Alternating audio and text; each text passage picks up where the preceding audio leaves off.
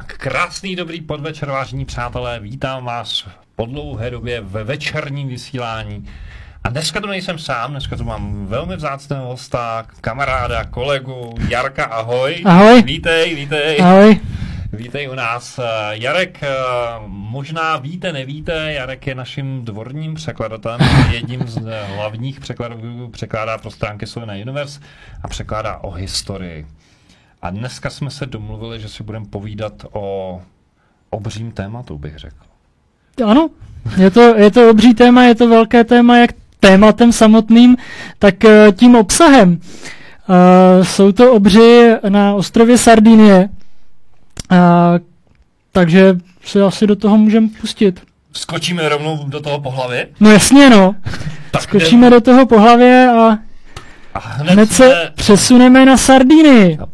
Pojďme, uděláme rychlý teleportovaný skok.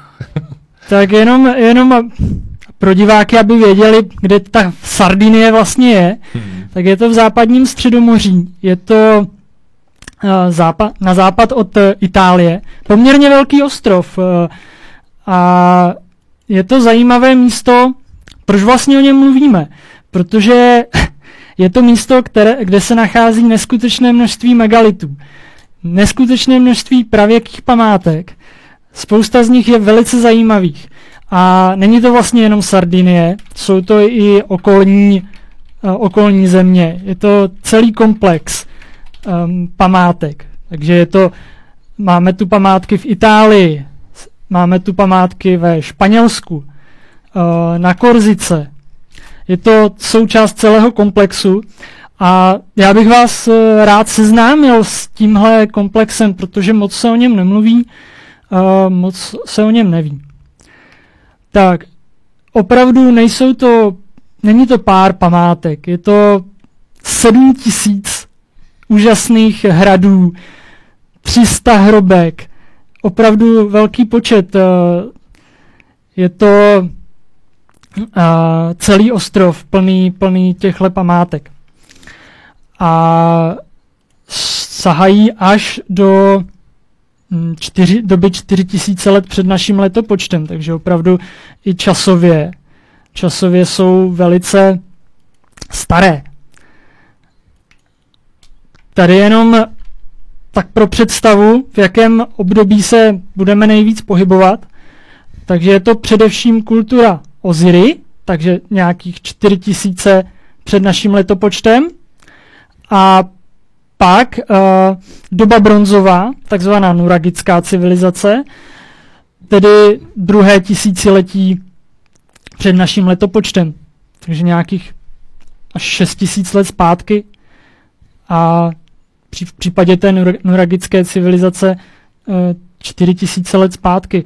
Takže opravdu velice stará kultura a s velice zajímavými památkami.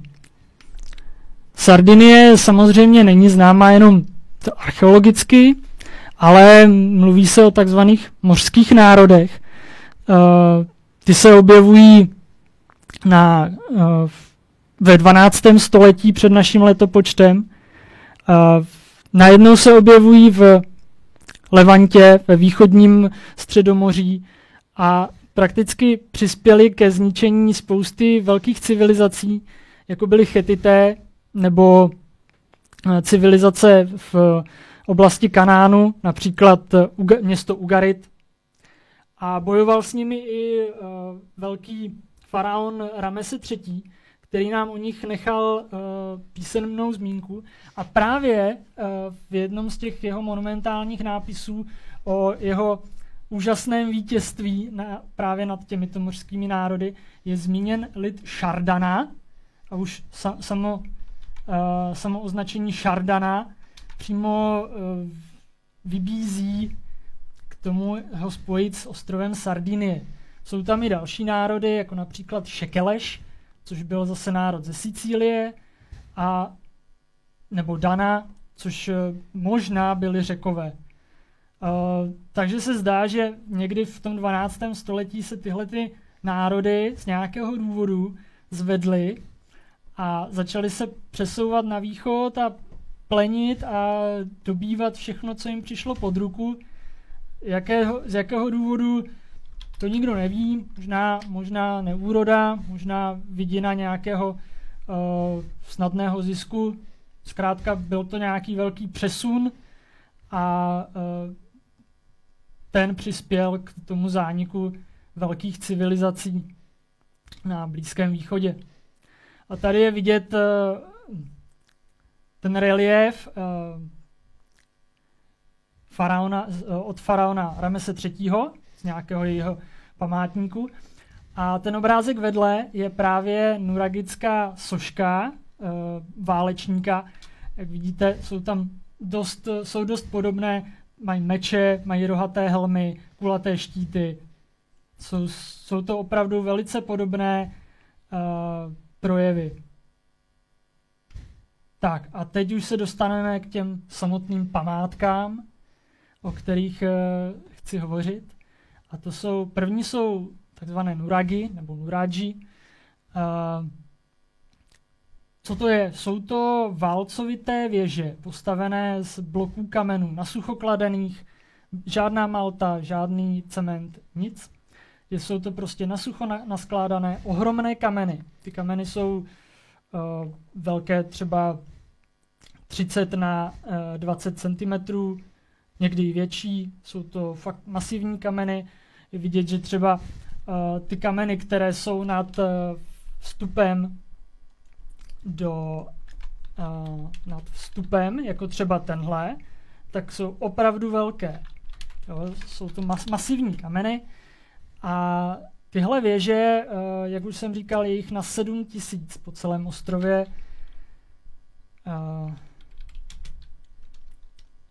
A k čemu sloužily takovéhle věže? Tyhle věže nikdo neví přesně, jako k čemu sloužily. Samozřejmě panují určité dohady. Někdo v nich vidí pravěké svatyně, dost možná i observatoře, protože ten vršek toho nuragu tak byl plochý, byla tam terasa a z ní bylo dobrý výhled na hvězdy. Navíc samozřejmě tyhle nuragy jsou taky orientovaný podle nějakých těch astronomických jevů, jako třeba jsou rovnodennosti nebo slunovraty. No a takže jedna možnost je svatyně, co většina odborníků, no, archeologů tvrdí, a je to dost možné, protože ty funkce byly podobné, tak to mohly být i pevnosti náčelníků. Samozřejmě tyhle věci se vyvíjely v čase a je možnost, že ze začátku to byli třeba hlavně náčelníci a pak se z nich stávaly spíš jako ty náboženské stavby nebo duchovní stavby, nebo to bylo naopak. Napřed to byly ty duchovní stavby a postupně, když se ta moc přesouvala do rukou těch náčelníků, tak si začali stavět takovéhle hrady oni a v podstatě převzali ten styl, kterým chtěli i vyjádřit tu moc, třeba zrovna reprezentovanou tím, že mají nějaké spojení s bohy, nějaké to duchovní spojení. Tyhle stavby jsou zhruba 4000 let staré, takže pohybujeme se nějak 1800 před naším letopočtem až třeba 1300 před naším letopočtem i později. Tak jenom tady pro ukázku nějaké další. Nejsou to jenom věže, jsou to doslova hrady. Jsou opravdu masivní. Ty lidé museli vynaložit obrovské úsilí na to, aby něco takového postavili, takže to muselo mít účel. Buď ten náčelník, který teda ovládal tu skupinu, musel mít na takový respekt, že dokázal ty lidi získat na stavbu takového sídla. A nebo opravdu museli mít nějaký jasný důvod, proč tohle stavět. A kolem těchto hradů jsou i vesnice, samozřejmě. Jsou to malé chaty z kruhového půdorysu s nějakým kamennými zítkami a stropem nebo střechou z dřeva a slámy nebo rákosu. A opravdu to bylo sídlo, které bylo i obklopeno nějakým dalším zdivem. Neskutečně složité konstrukce. Ale i takovýchhle jednodušších tvarů. Tohle je zrovna jednodušší příklad, ale i tyhle jsou poměrně velké a poměrně složité, nepředstavitelné pomalu na to, že by to lidé stavěli s pomocí nějakých, řekněme, bronzových dlát nebo něčeho podobného. Navíc takováhle stavba určitě musela spotřebovat i spoustu dřeva na nějaké to lešení, které to obklopovalo. A aby to vůbec mohli postavit. Museli, představa potom, že do těch horních pater vynáší ty kameny, je opravdu úžasná. Tady jsou potom nějaké ty druhy těch nuragů, těch staveb. A jak vidíte, jsou opravdu velmi variabilní, od jednoduchých věží s nějakými místnostmi až po složité hrady s opevněním, někdy i obsáhlými předprsněmi, jako je tady tenhle hrad. Co se hodně objevuje, tak je takový třílaločný styl, jako je například na tom obrázku číslo 6. To je takové hodně časté. Ten čtyřlaločný se objevuje taky. No, uvnitř takového nuragu byla většinou nějaká chodba, schodiště do horních pater a komora. Ta komora měla tvar takzvaného tolu, což je něco, co připomíná takový ten středověký úl a ten včelí úl. A byly tam teda nalezeny pozůstatky nějakého toho běžného používání, to znamená nějaká keramika, byly tam nějaké stopy po vaření, nějaké stopy po dokonce tkalcovství. Takže se zdá, že to bylo jakoby běžná domácnost, ale zase na druhou stranu úplně tak běžná asi nebyla, protože velikost těchto staveb je zkrátka neskutečná. Nebyly to úplně běžná obydlí, ve kterých by bydleli sedláci. Tady to je potom, jak to vypadá uvnitř, že zase masivní kameny, složitá struktura, toto je takové nádvoří, jakoby mezi těmi prostory, mezi tím vchodem do samotného nuragu a potom do té komory a z tohohle nádvoří se potom šlo dál po schodech nahoru. Některé ty nuragy měly až 2 nebo 3 patra. To znamená, že tam bylo ta místnost v přízemí a pak tam byla ještě jedna místnost třeba o patro výš, kde se scházeli lidé a kde mohly probíhat nějaké náčelnické porady, mohly tam probíhat i nějaké ceremonie nebo srazy nějakých těch duchovních představitelů. Ještě pohled na to, jak to vypadá v tom tolu a chodba, která vede do toho nuragu. Že opravdu jsou to velké kameny. Jsou to nahrubo otesané kameny, takové, řekněme, humpolácké skoro až, ale jsou upravené. Ty kameny určitě nějakým způsobem upravovali. Není to tak, jako že by jenom našli pár kamenů někde u cesty a z toho to stavěli. Ne, upravovali ty kameny, akorát to nejsou takové přesné kvádry nebo natolik propracované stavby. Tak a tahle přednáška je o obrech. A teď se k ním pomalu budeme propracovávat. Ty nuragy, to je taková záležitost spíš řekněme, profání, spíš taková světská. Opravdu se uvažuje spíš o těch pevnostech nebo sídlech náčelníků. Ale teď se dostáváme k tomu, co je s těmi obry úplně jasně spojené, a to jsou... A jestli můžu, než to odpálíš, tak já moc vítám, že přirůstají další lidi, připojují. Přátelé, prosím pěkně, využijte možnost Slido, abyste mohli psát dotazy. Odkaz Slido tady kopíruju znova do chatu. Můžete se ptát cokoliv k tématu nebo i mimo téma, tady na Jarka nebo na mě.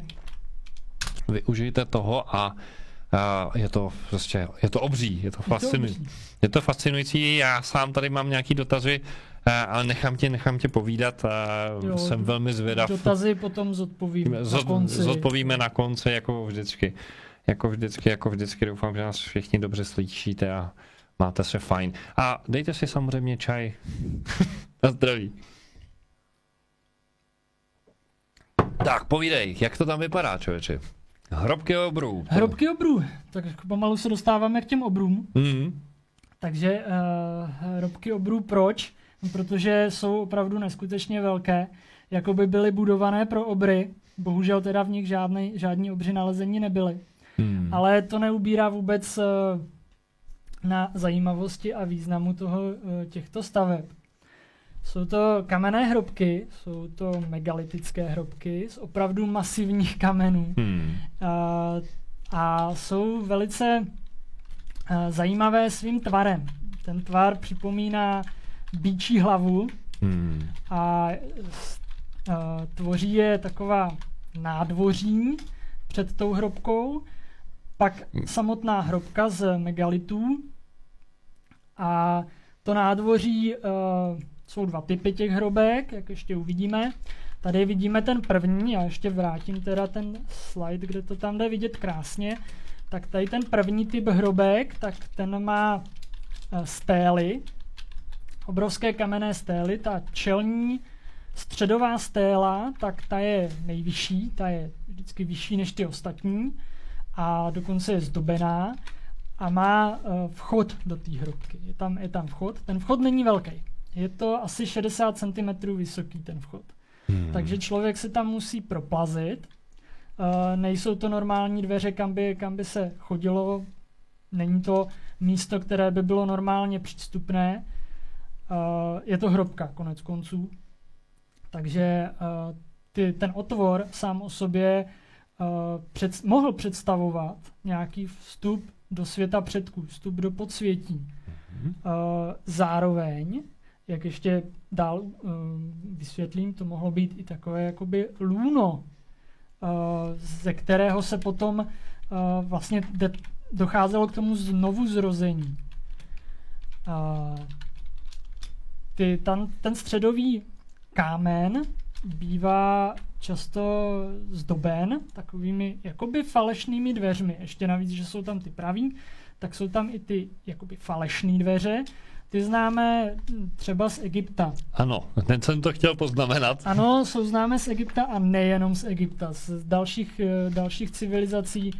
I v Peru se objevují falešné dveře, i třeba v tom Sumeru taky jsou takové nějaké stavby, kde ty falešné dveře jsou, nebo spíš rytiny než stavby, kde ty falešné dveře jsou. Dokonce vybavuju si na jednom z těch reliéfů, tak tam je trůn, na kterém sedí ten Bůh a ten trůn vypadá jako falešné dveře. Aha. No, takže ty falešné dveře jsou myšlenka, která se projevuje na celém světě, není to jenom Egypt. A tady se projevuje právě v té myšlence vstupu do té hrobky. Takže jakoby i nějaký ten předěl mezi světem živých, světem mrtvých, světem žijících a světem předků, nebo taky toho světa běžného a toho světa duchovního. Protože vlastně v těchto hrobkách, nebo u těch hrobek, na tomhle nádvoří se mohly odehrávat různé obřady. Ten tvar je opravdu zajímavý. Proč to udělali do takového půloblouku? Mně napadá, že to je akustická záležitost. Že to není jenom tak. Kromě toho tvaru, který připomíná býčí hlavu, býk samozřejmě symbolem plodnosti ve všech civilizacích. Od Indie, Egypta, Sumeru až po pravěkou Evropu, kde se tohle zvíře nacházelo, tak tam vždycky symbolizovalo tu plodnost. A ten další důvod může být, že tyhle kameny mohly nádherně rezonovat a pokud by se vlastně většina těch rituálů pravěkých byla doprovázená hudbou, bez té to nešlo. Bubnování, flétny, cokoliv. Takže na těchto nádvořích se určitě odehrávaly obřady za doprovodu bubnování a ta rezonance ještě umocňovala ten efekt toho bubnování, takže lidé se dostávali do změněných stavů vědomí a dostávali se tím pádem blíž k těm duchovním bytostem, se kterými pak komunikovali, blíž k předkům, se kterými se spojovali. Ať už během nějakých pohřebních obřadů, anebo výročních obřadů. Další myšlenka, která samozřejmě s tímhle souvisí, jsou i takzvané přechodové rituály, což pohřeb je jeden z těch přechodových rituálů, ale jsou i přechodové rituály především chlapecké dospělosti.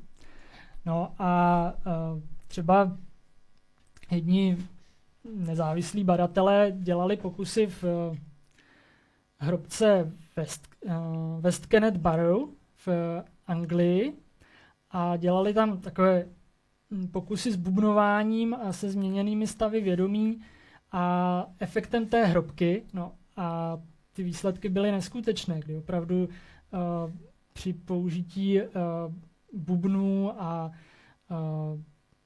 nějakých dalších přírodních nástrojů se dokázali změnit to vědomí, to vnímání prostoru a času určitým způsobem. Samozřejmě tahle hrobka, tak jak ji vidíme teď, tak vypadala trošku jinak v tom pravěku. Byla samozřejmě takhle překrytá něčím, nějakou hlínou, nějakými kameny. Tady vidíme i nějaký ten obřad, který tam u toho mohl probíhat. Jak si jej představují umělci. S tou plodností ještě má souvislost tady tahle záležitost. To jsou takzvané betily, které se objevují u těch hrobek, objevují se i na jiných místech. Betyl, to je z hebrejského Bet-El, dům páně. A tyhle betyly jsou zvláštní, protože mají takové jakoby ňadrovité výčnělky. Takže může se jednat o nějaké spodobnění bohyně, takové abstraktní spodobnění bohyně plodnosti, která s tím určitě souvisela. Krom toho, že vlastně tam je ten motiv té býčí hlavy, o kterém jsem mluvil, tak je tam i ten motiv, ještě vrátím zpátky, tak je tam i ten motiv mužského a ženského přirození, když tak řeknu. Protože na jednu stranu to má falický tvar, ta hrobka je zkrátka podlouhlá, a na druhou stranu je tam určitý jakoby motiv dřepící ženy nebo ženy s roztaženýma nohama, zase symboly plodnosti, které v tom pravěku zkrátka byly. Ta plodnost pro ně byla zásadní. Si dnes vlastně ani moc neuvědomujeme, že ti lidé, pokud se jim neurodilo obilí, tak zkrátka neměli moc možností. Pokud byla neúroda, tak trpěli hlady, umírali. Takže ta plodnost pro ně byla zásadní a to napojení na ty síly, které s tou plodností souvisí, bylo pro ně důležité. Ten tvar, ještě k tomu půloblouku, mohl sloužit i pro zachycení takzvaných telurických proudů, tedy toho zemského magnetismu. Jako takový satelit v podstatě by se dalo říct, a který by směřoval ty proudy do té hrobky a tam mohlo být nabíjeno nějaké to obilí nebo dokonce lidi uzdravováni pomocí těch telurických proudů, které ta místa využívala. Tak, tady ještě pár příkladů. Ještě co jsem neřekl, stáří těchto hrobek je v podstatě stejné jako u těch Nuragů, takže se pohybujeme v nějakém tom druhém tisíciletí před naším letopočtem, někdy 1800, 1700, 1600 před naším letopočtem. A byly využívány celou komunitou.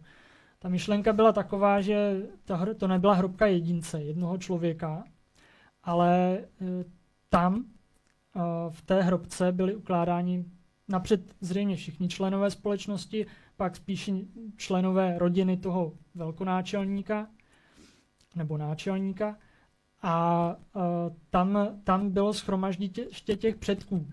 Jak to zřejmě dělali, pokud jste někdy slyšeli o takzvaném vzdušném pohřbu, tak tam myšlenka zřejmě byla známá i jim, kdy nechali to tělo zvířatům a pak ty kosti sebrali a uložili je do té hrobky. Nechali tělo přirozeně zetlít, vlastně vrátili přírodě to, co z ní vzešlo, by se dalo říct.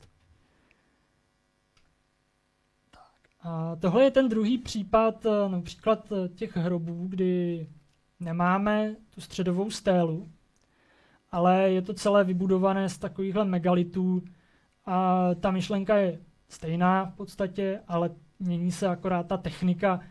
Zřejmě tam neměli k dispozici takové velké kameny, které by se daly snadno opracovat, nebo jim zkrátka přišlo jednodušší postavit to tímto způsobem. I tak je to uchvatné, jako použití těchto kamenů muselo být náročné. Je tu vidět i nějaký ten menhir, který to doplňuje. Tak můžeš ukázat? Můžu. Tady on tam je, ale nemusí být hned vidět. Moc vidět. Tady je menhir. A co tam mám dál? A tady je pohled do té hrobky. Takhle to vlastně vypadá. Jsou to naskládané kameny. A ten vrch je překrytý potom obrovskými kamennými deskami, které váží několik tun, možná i několik desítek tun. A tady to je v podstatě předchůdce těchto hrobek. Takovéhle typy hrobek se objevují po celé Evropě. Známe je třeba z Německa, známe je ze Skandinávie, z Francie, z Británie, jsou to dolmeny, ale když se podíváte na tu velikost těch kamenů, ten kámen, který je vstyčený, tak ten má 2,7 metru a ten nahoře ten váží něco přes 20 tun. Takže opravdu mistrovské dílo muselo to dát hodně práce. Takovéhle dolmeny. No je právě, já už si teď dělám poznámky, nechtěl jsem tě do toho mluvit, ale přesně mi naskakuju, říká se kromlechy, ano. Dolmeny, Stonehenge nebo obecně kruhové stavby. Je to vlastně součást, řekněme, takového, říkáme tomu komplex, megalitický komplex. A ten se objevuje třeba na tom západním pobřeží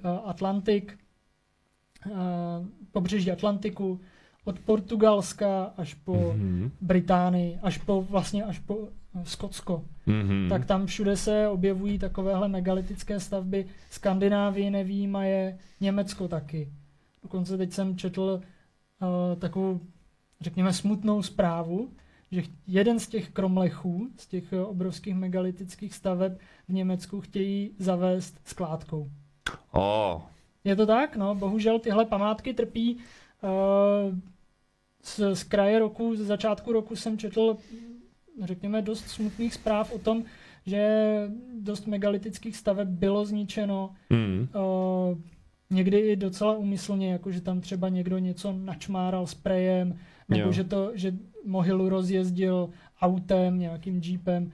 Bohužel ty památky trpí a lidé by si jich měli vážit, protože tohle už nikdo nepostaví. Tohle už nikdo neudělá a ty památky jsou postavené na těch místech, kde mají být mají tam svůj význam. To je velmi trefné, vlastně jako narážíš zjevně na to, že tam zjevně jsou nějaký zemský proudy energie. Ano, přesně tak. Ti lidé byli dřív vnímavější k těmhle věcem. Nebyli tolik ohlušení a zaslepení, vnímali víc, žili s přírodou. Oni byli součástí té přírody.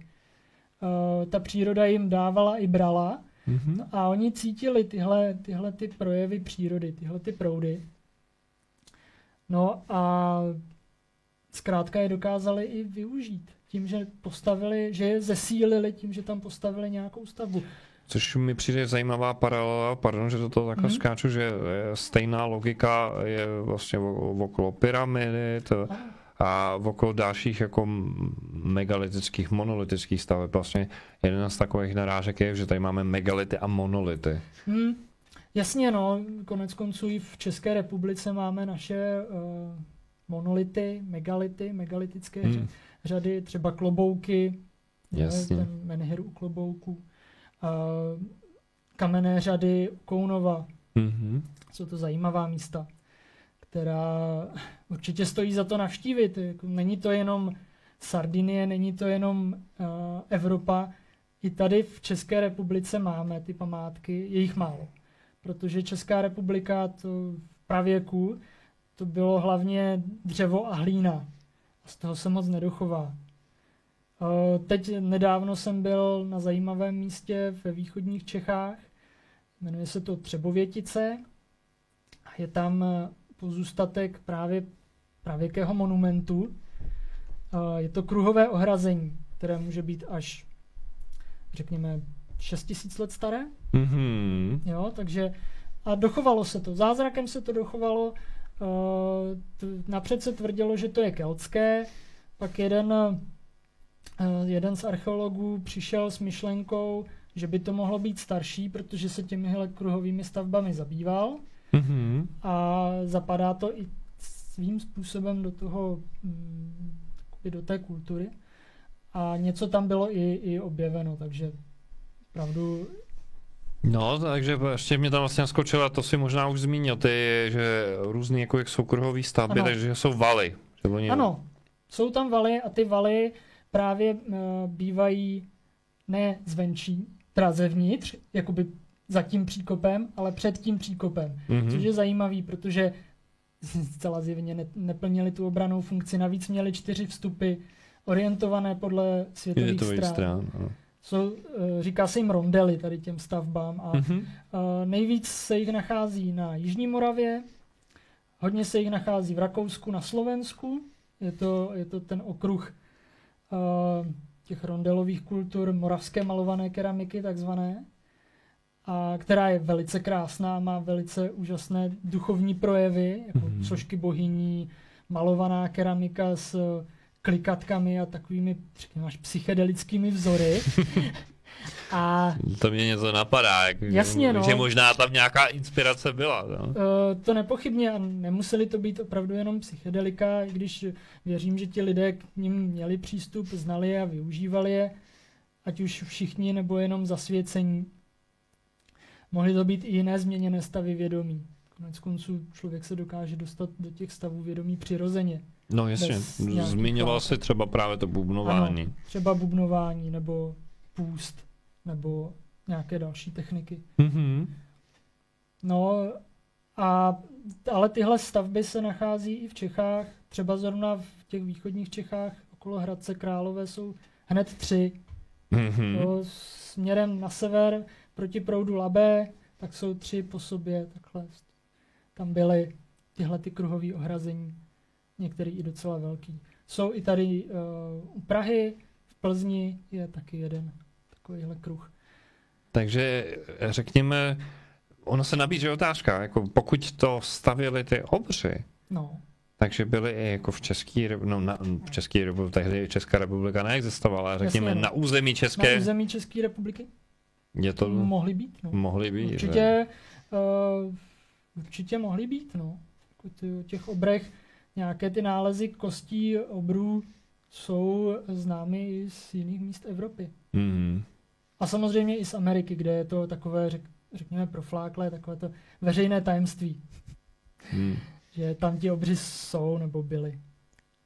Tak ale k obrům se ještě dostanu potom později. Podrobně. Dobře, tak já udělám jaký malinké intermezzo. Já moc děkuju všem, kteří přispíváte na dnešní vysílání. Využijte prosím Superchat, to je takový to dolar, který najdete pod tím chatovacím řádkem, kam můžete kliknout a můžete přispět v jakékoliv měně, ať už se nacházíte v České republice, na Slovensku, nebo tady myslím, že teď to, jestli to trefím, to je Švýcarsko, to je nějaká exotická země. Děkuju, fakt moc dík. Děkujeme, že přispíváte na vysílání Suene Universe a dovolte. Díky, že sledujete náš kanál Suene Universe. Budeme velmi rádi, když zůstanete s námi ve spojení.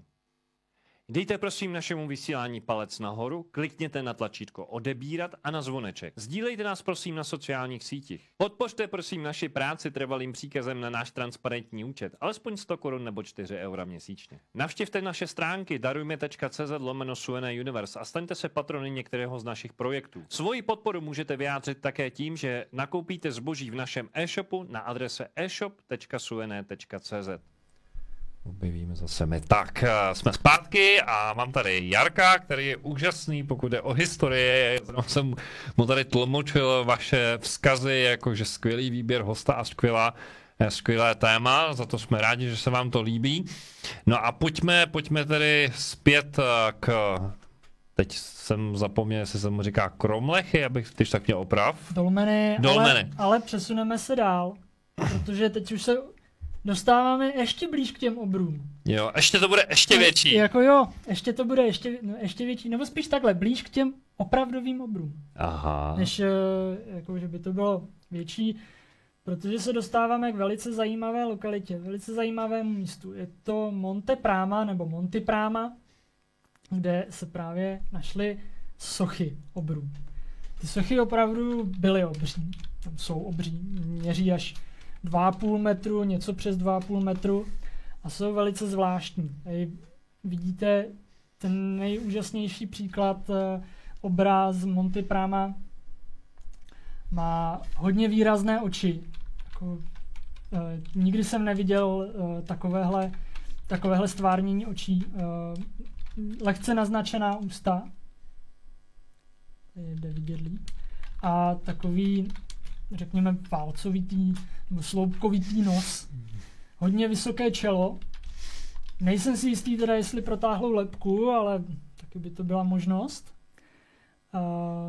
No, ale tyhle ty sochy spodobňovaly v nadživotní velikosti, nebo řekněme v obří velikosti, různé válečníky, protože ten lid Sardinie, jak už jsem naznačil, tak byli obávaní válečníci, kteří dokázali rozvrátit velké říše. A v té době bronzové, na jejím konci, tedy někdy v tom 12. století před naším letopočtem, tak se právě začaly stavět takovéhle hrobky, nebo vlastně ono je to jenom jedno místo, je to unikát. Je to řada hrobek, celý okrsek, pohřební okrsek, a ty hrobky byly překryty obrovskými kamennými bloky a na těch kamenných blocích byly tady tyto obři. A co spodobňovali, buď to mohli být ti mrtví v nadživotní velikosti, to je jedna možnost, nebo, a to mi přijde možná i pravděpodobnější, to byli nějací jakoby bájní hrdinové, takové archetypy těch válečníků, které ty lidi zbožňovali. Byly to pro ně hrdinské postavy, božské postavy. Objevují se tady válečníci s meči, válečníci s luky. Posunu dál, tady celý ten jakoby styl je vidět. Jsou tu lučišníci. Tady je lučišník s lukem, šípem, v tunice. Mají i takové velice zvláštní copánky. Zřejmě nosili dlouhé vlasy, splétali si je do copů, které jim koukají spod té helmy. Pak jsou tu válečníci s mečem a takzvaní zápasníci, kteří mají buď štít nad hlavou, nevím úplně přesně, co to má znamenat, proč by měli štít nad hlavou, možná to je nějaký zvednutý plášť, mně to přijde teda osobně jako zvednutý plášť, a když jsem se koukal i na nějaké bronzové sošky, tak ty štíty nejsou takhle vyboulené nebo takové štítovité, ale vypadají opravdu spíš jako nějaká látka, kterou ten hrdina drží nad hlavou ve vítězném póze. To jsou sochy zápasníků. Tyhle sochy obrů jsou i v miniaturní velikosti. Našlo se jich strašně moc. Jsou to bronzové sošky lučištníků, šermířů s mečem a štítem, zápasníků, ale jsou i ženské sošky.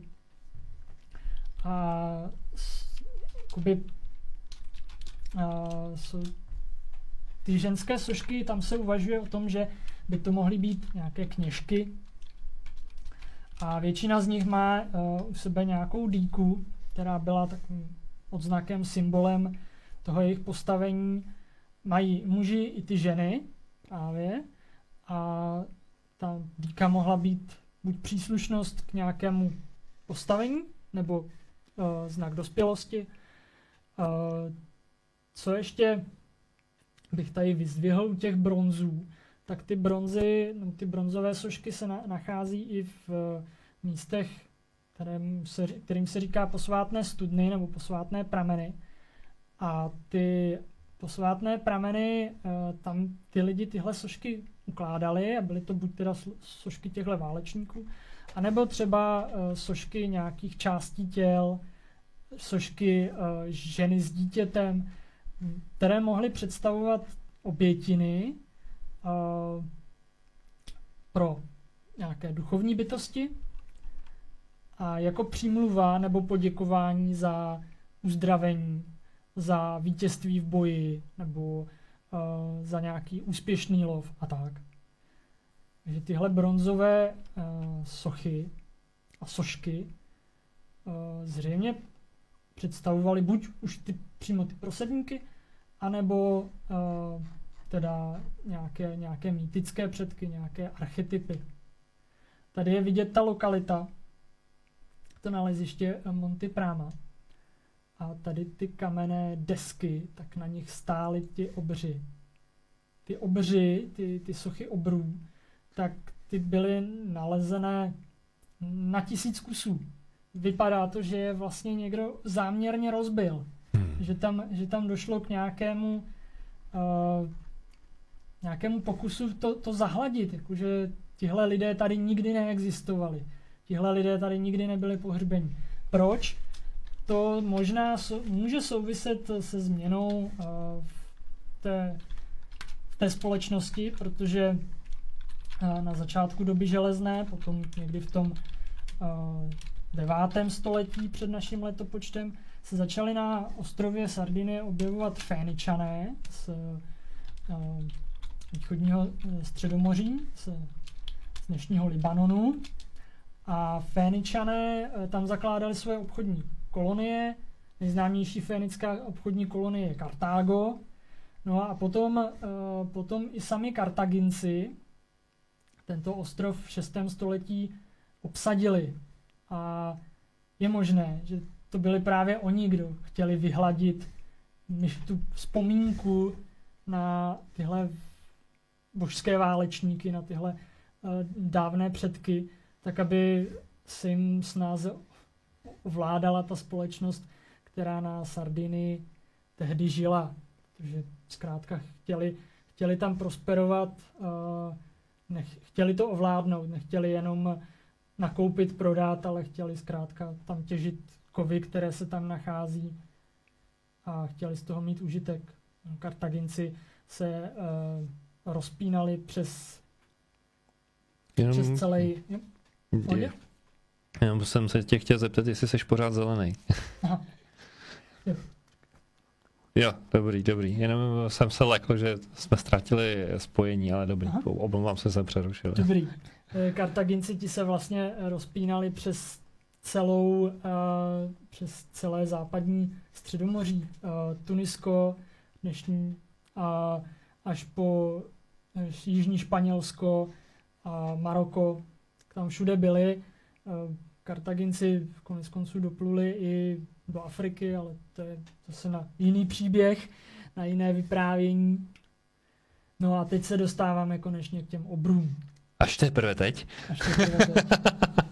Až teprve teď, ale opravdu existují články o obrech, které z roku 1953.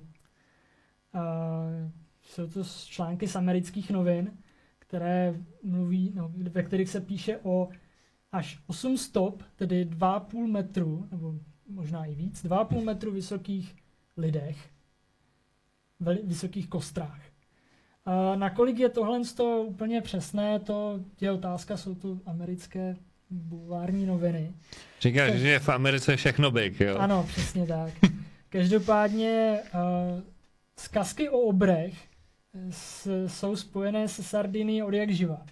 Už od těch Féničanů, kteří tam poprvé přistáli, tak po sobě zanechali nějaké ty písemné památky a Féničané napsali, že na Sardinii žijí obři.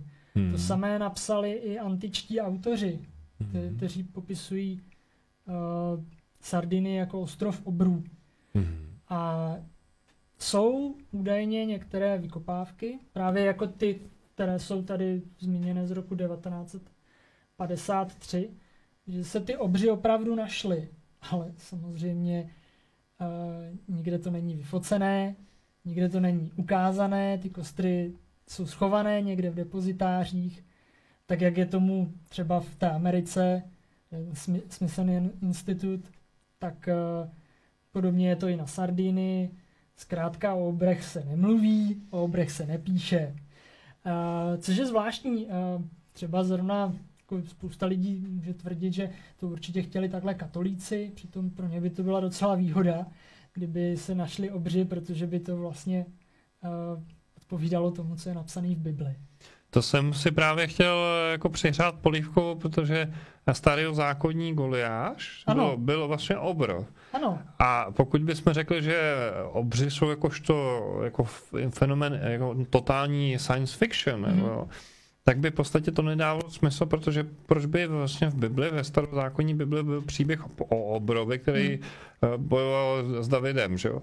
Jakože, a teď samozřejmě některý to vykládají, že to je jako spíš intelektuální velikost, jo, než fyziologická. Ale někde jsem i slyšel výklad, že vlastně ten příběh Goliáše je spojený s tím, že se mluví o Goliášově rodině, kde je řečeno, že pochází od tam a od tamtuť a tam má rodinu. To znamená, že to není jako jediná bytost. On měl ještě 2 bratry, kteří byli taky obři. Kteří byli obři. Jo. Takže to je jako mnohem širší téma vlastně. S tím Goliášem si mi úplně krásně nahrál, protože samozřejmě Goliáš byl filištín, nebo filištejský, co jim taky říká. A Filištíni byli právě jeden z těch kmenů mořských národů.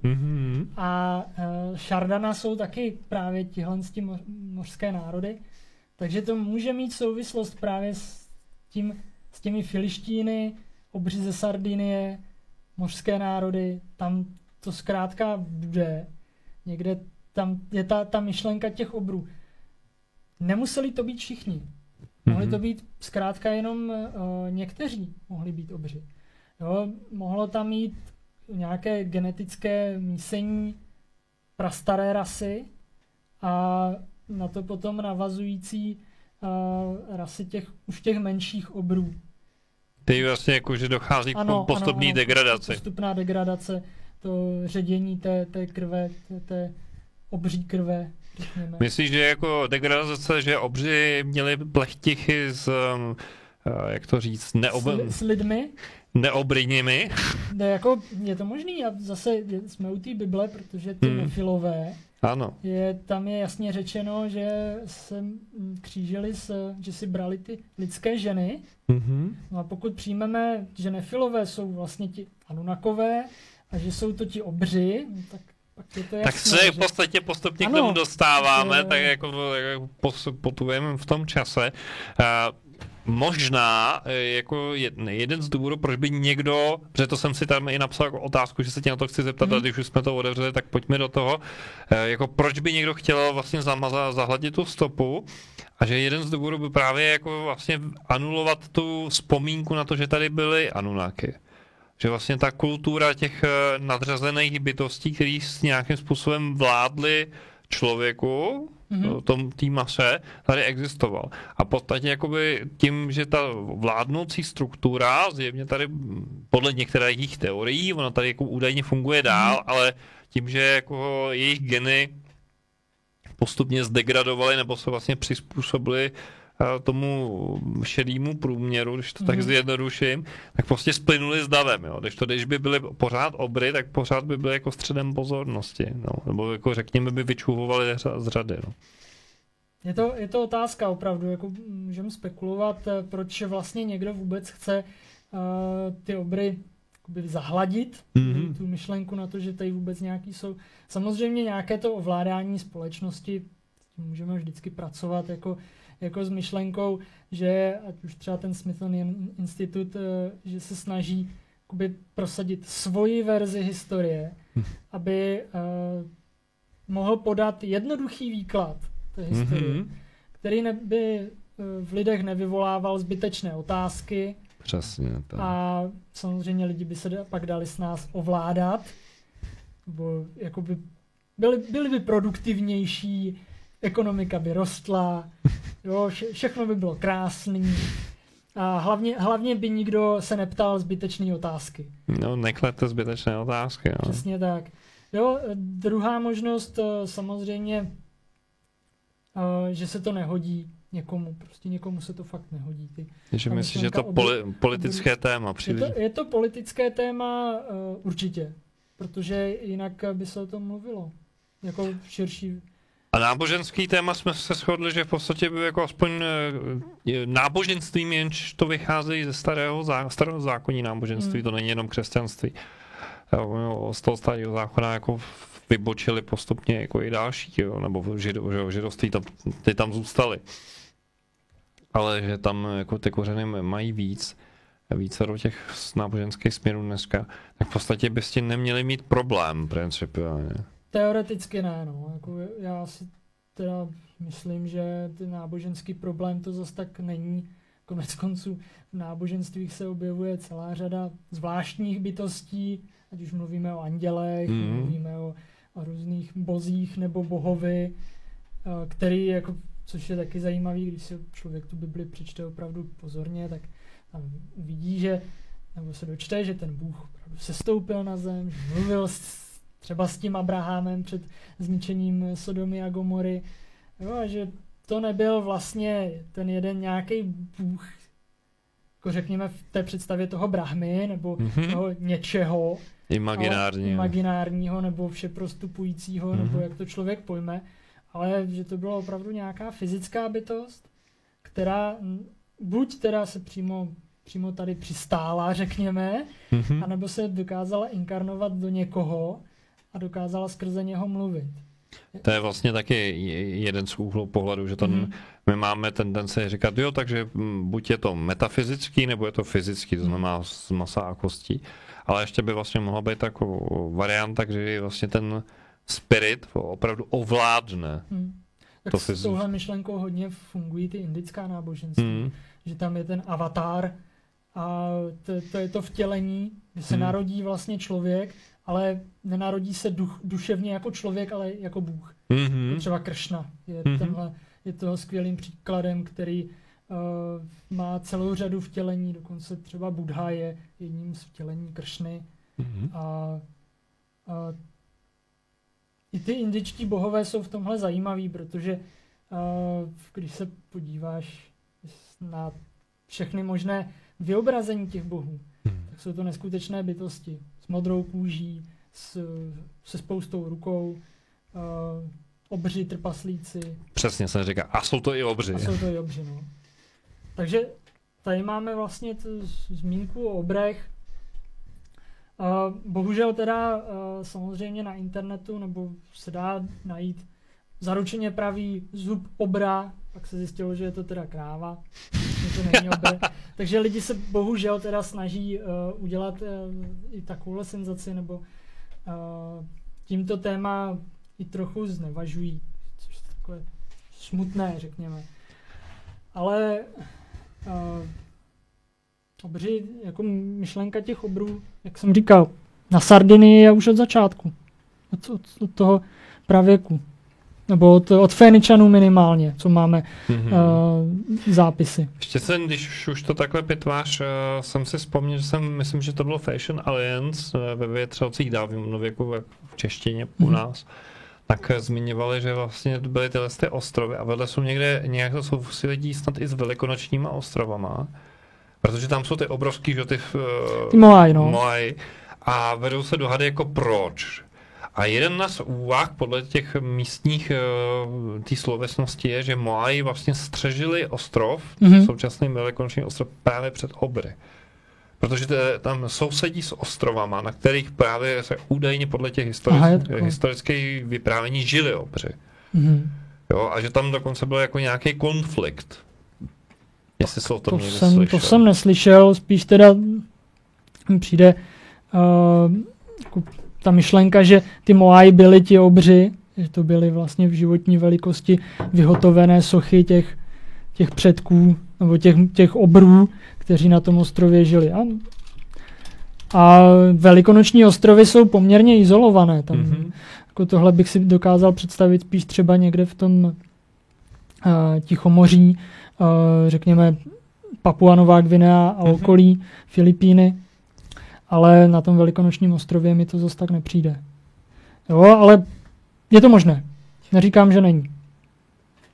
Možná jsem to trochu pomíchal, už se to viděl nedávno. Ono to jasně, no. Ono je to, když tak, kdybyste chtěli zapátrat, samozřejmě to nabízím i tobě, předchozí série, to znamená rok 2019, myslím, že jasně, no. V té sérii, tak zapátrejte a je tam jeden díl, který se speciálně baví o obrech. Tak, možná můžeme asi zase navázat. Tak, toliko k obrům, asi prozatím. Určitě potom na ně ještě přijde řeč. Rozhodně. A podíváme se trochu pod zem, ještě pořád jsme u nějakých těch pohřebních památek.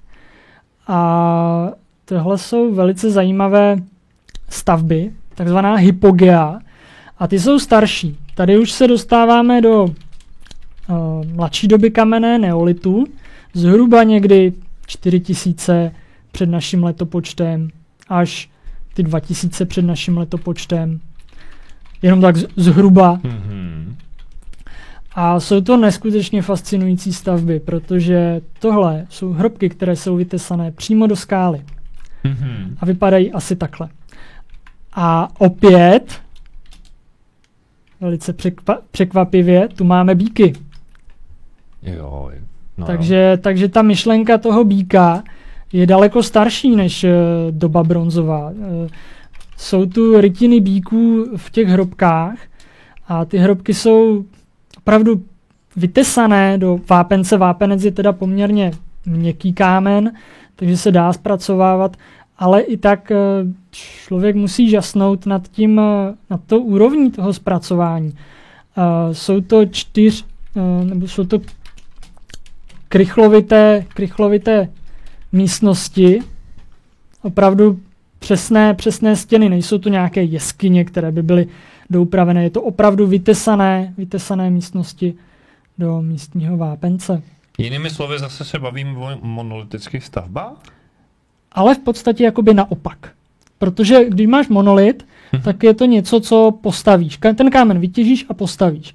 Ale tady v tomhle případě máš skálu a do ní vytváříš chodby a místnosti. Tak to je jenom možná terminus technicus a jenom, aby jsme se ujasnili slovník. Pro mě jsou monolitické stavby všechny, co jsou jako z jednoho kusu. Jo. To znamená, že oni to nějak jako rozstavili nebo vysekali, teď nebudu pitvat jako technologický postup, ale v podstatě je to jeden kus. Ano. Jo, je to prostě, je to něco, dalo by se to přirovnat třeba k tomu indickému chrámu o kterém si mluvil ráno, nebo k těm stavbám, co jsou v Etiopii. Elora. Ano. Tak je to vlastně podobný princip, akorát, že je to podzemí, teda úplně čistě podzemí. A krom rytin těch bíků, tak se tady objevují i takovéhle rytiny, zase teda motiv býčích rohů, řekněme, ale ještě spirály, které jsou taky pro ty megalitické kultury typické. Spirály najdeme všude. V Newgrange, obrovské megalitické hrobce v Irsku, ve Francii. Spirály se objevují dokonce na staré pravěké keramice tady v Česku.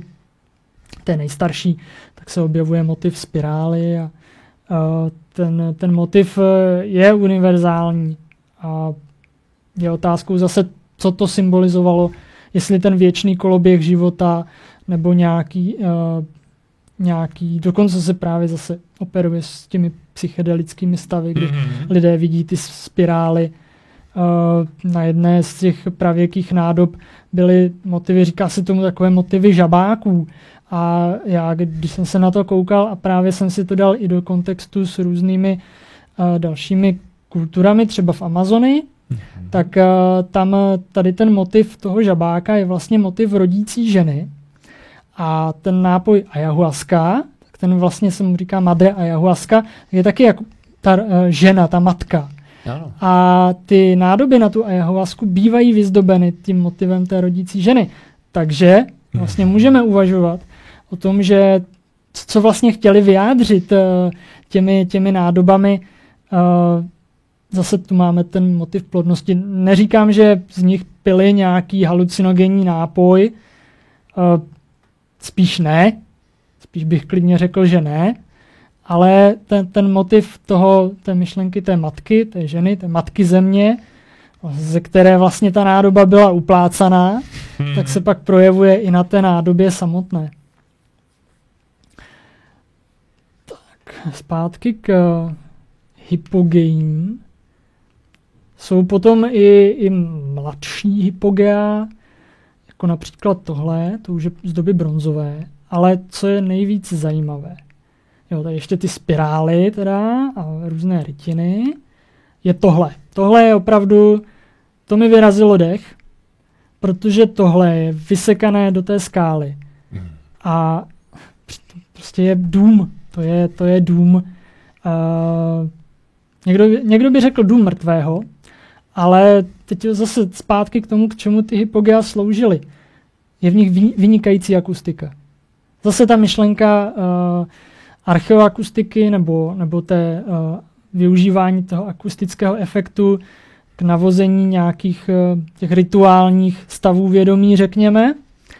Takže je tam ozvěna, je tam úžasná akustika, ty stavby byly určitě takhle využívány. Podobné stavby se nachází i na Maltě. Tam to jsou možná dost známější než tyhle ze Sardinie a tam se dokonce i pořádají koncerty. V tom hypogeu na Maltě, tam se pořádají koncerty. Tady ne teda. V těchhle. Oni jsou poměrně malá, to jsou takové místnostky, ale bývají to i někdy celé řady místností propojené.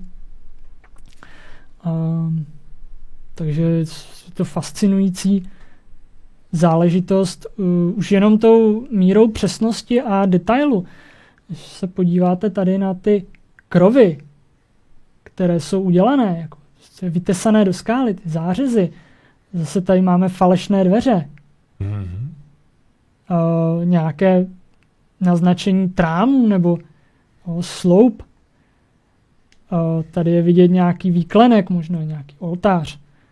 Takže to je fascinující, že ty lidé si s tím dali takovou práci a do takové míry detailu. A tyhle hrobky jsou staré.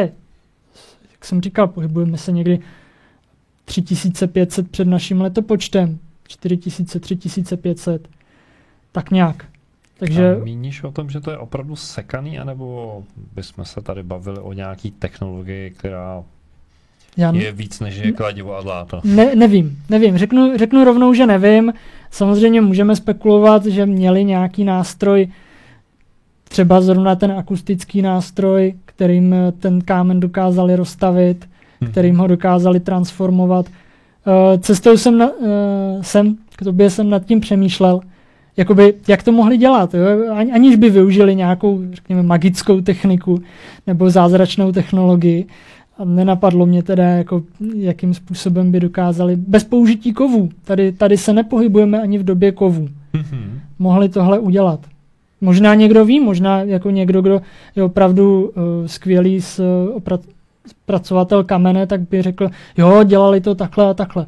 Ale já teda upřímně nevím. Že bychom pozvali na návštěvu Chrise Dana? Třeba, no. Můžeme. Takže ten by možná věděl odpověď. A nebo ještě Robert Tošoch by nám mohl poradit. Jo, to jsou velikáni. No. Jsou to geologové. A geologové... Bych to upřesnil, že Robert Tošoch je geolog, pokud se nepletu, a Chris Dan je strojní inženýr. Jo, jasně, no. Strojní inženýr. Pravda, no. A teda ti geologové, oni jsou takový víc otevření tady těm myšlenkám, nebo spíš takhle, oni se podívají na tu zemi, na tu geologii a řeknou, no to musí být takhle, protože to tak prostě funguje, no. Archeologové pak řeknou... Říkají, no prosím vás, ale tady s váma nikdo nebude takhle souhlasit. No, Nedajde se tu jediný člověk v této místnosti, který by s vámi souhlasil. Bohužel archeologie na rozdíl od geologie je politická záležitost. Zase je to fakt, který bohužel v té archeologii je už od začátku jejího vzniku, ať už se snažili třeba z začátku dokázat Bibli, dokázat to, že existuje Troja, pak tady byl samozřejmě bohužel nacistické Německo, které snažilo najít ty stopy árijské rasy a Germánů a jejich nadřazenosti. Pak tady třeba na našem území slovanská archeologie po druhé světové válce zažila obrovský boom. Všichni archeologové museli, až možná nechtěli, tak museli zkrátka se zabývat Slovany. Po revoluci došlo k tomu, že najednou Keltové byli strašný boom. A to teda i v veřejném prostoru. Všichni najednou se cítili být Kelty. Samozřejmě otevřeli jsme se Evropě. Tak tím chci říct, že ta archeologie, na rozdíl od jiných přírodních věd, ona vlastně archeologie přírodní věda není. Je to věda historická, nebo je to filozofický obor, humanitní obor. Tak právě oproti těm přírodním vědám, tak je velice politická. A stejně jako historie, kterou píší vítězové, jak víme. Ano, jak vždycky říkám, historie se píše u vítězové, jsem autorem této vážky, to je známé pravidlo a bohužel tak. A teď si něco povíme.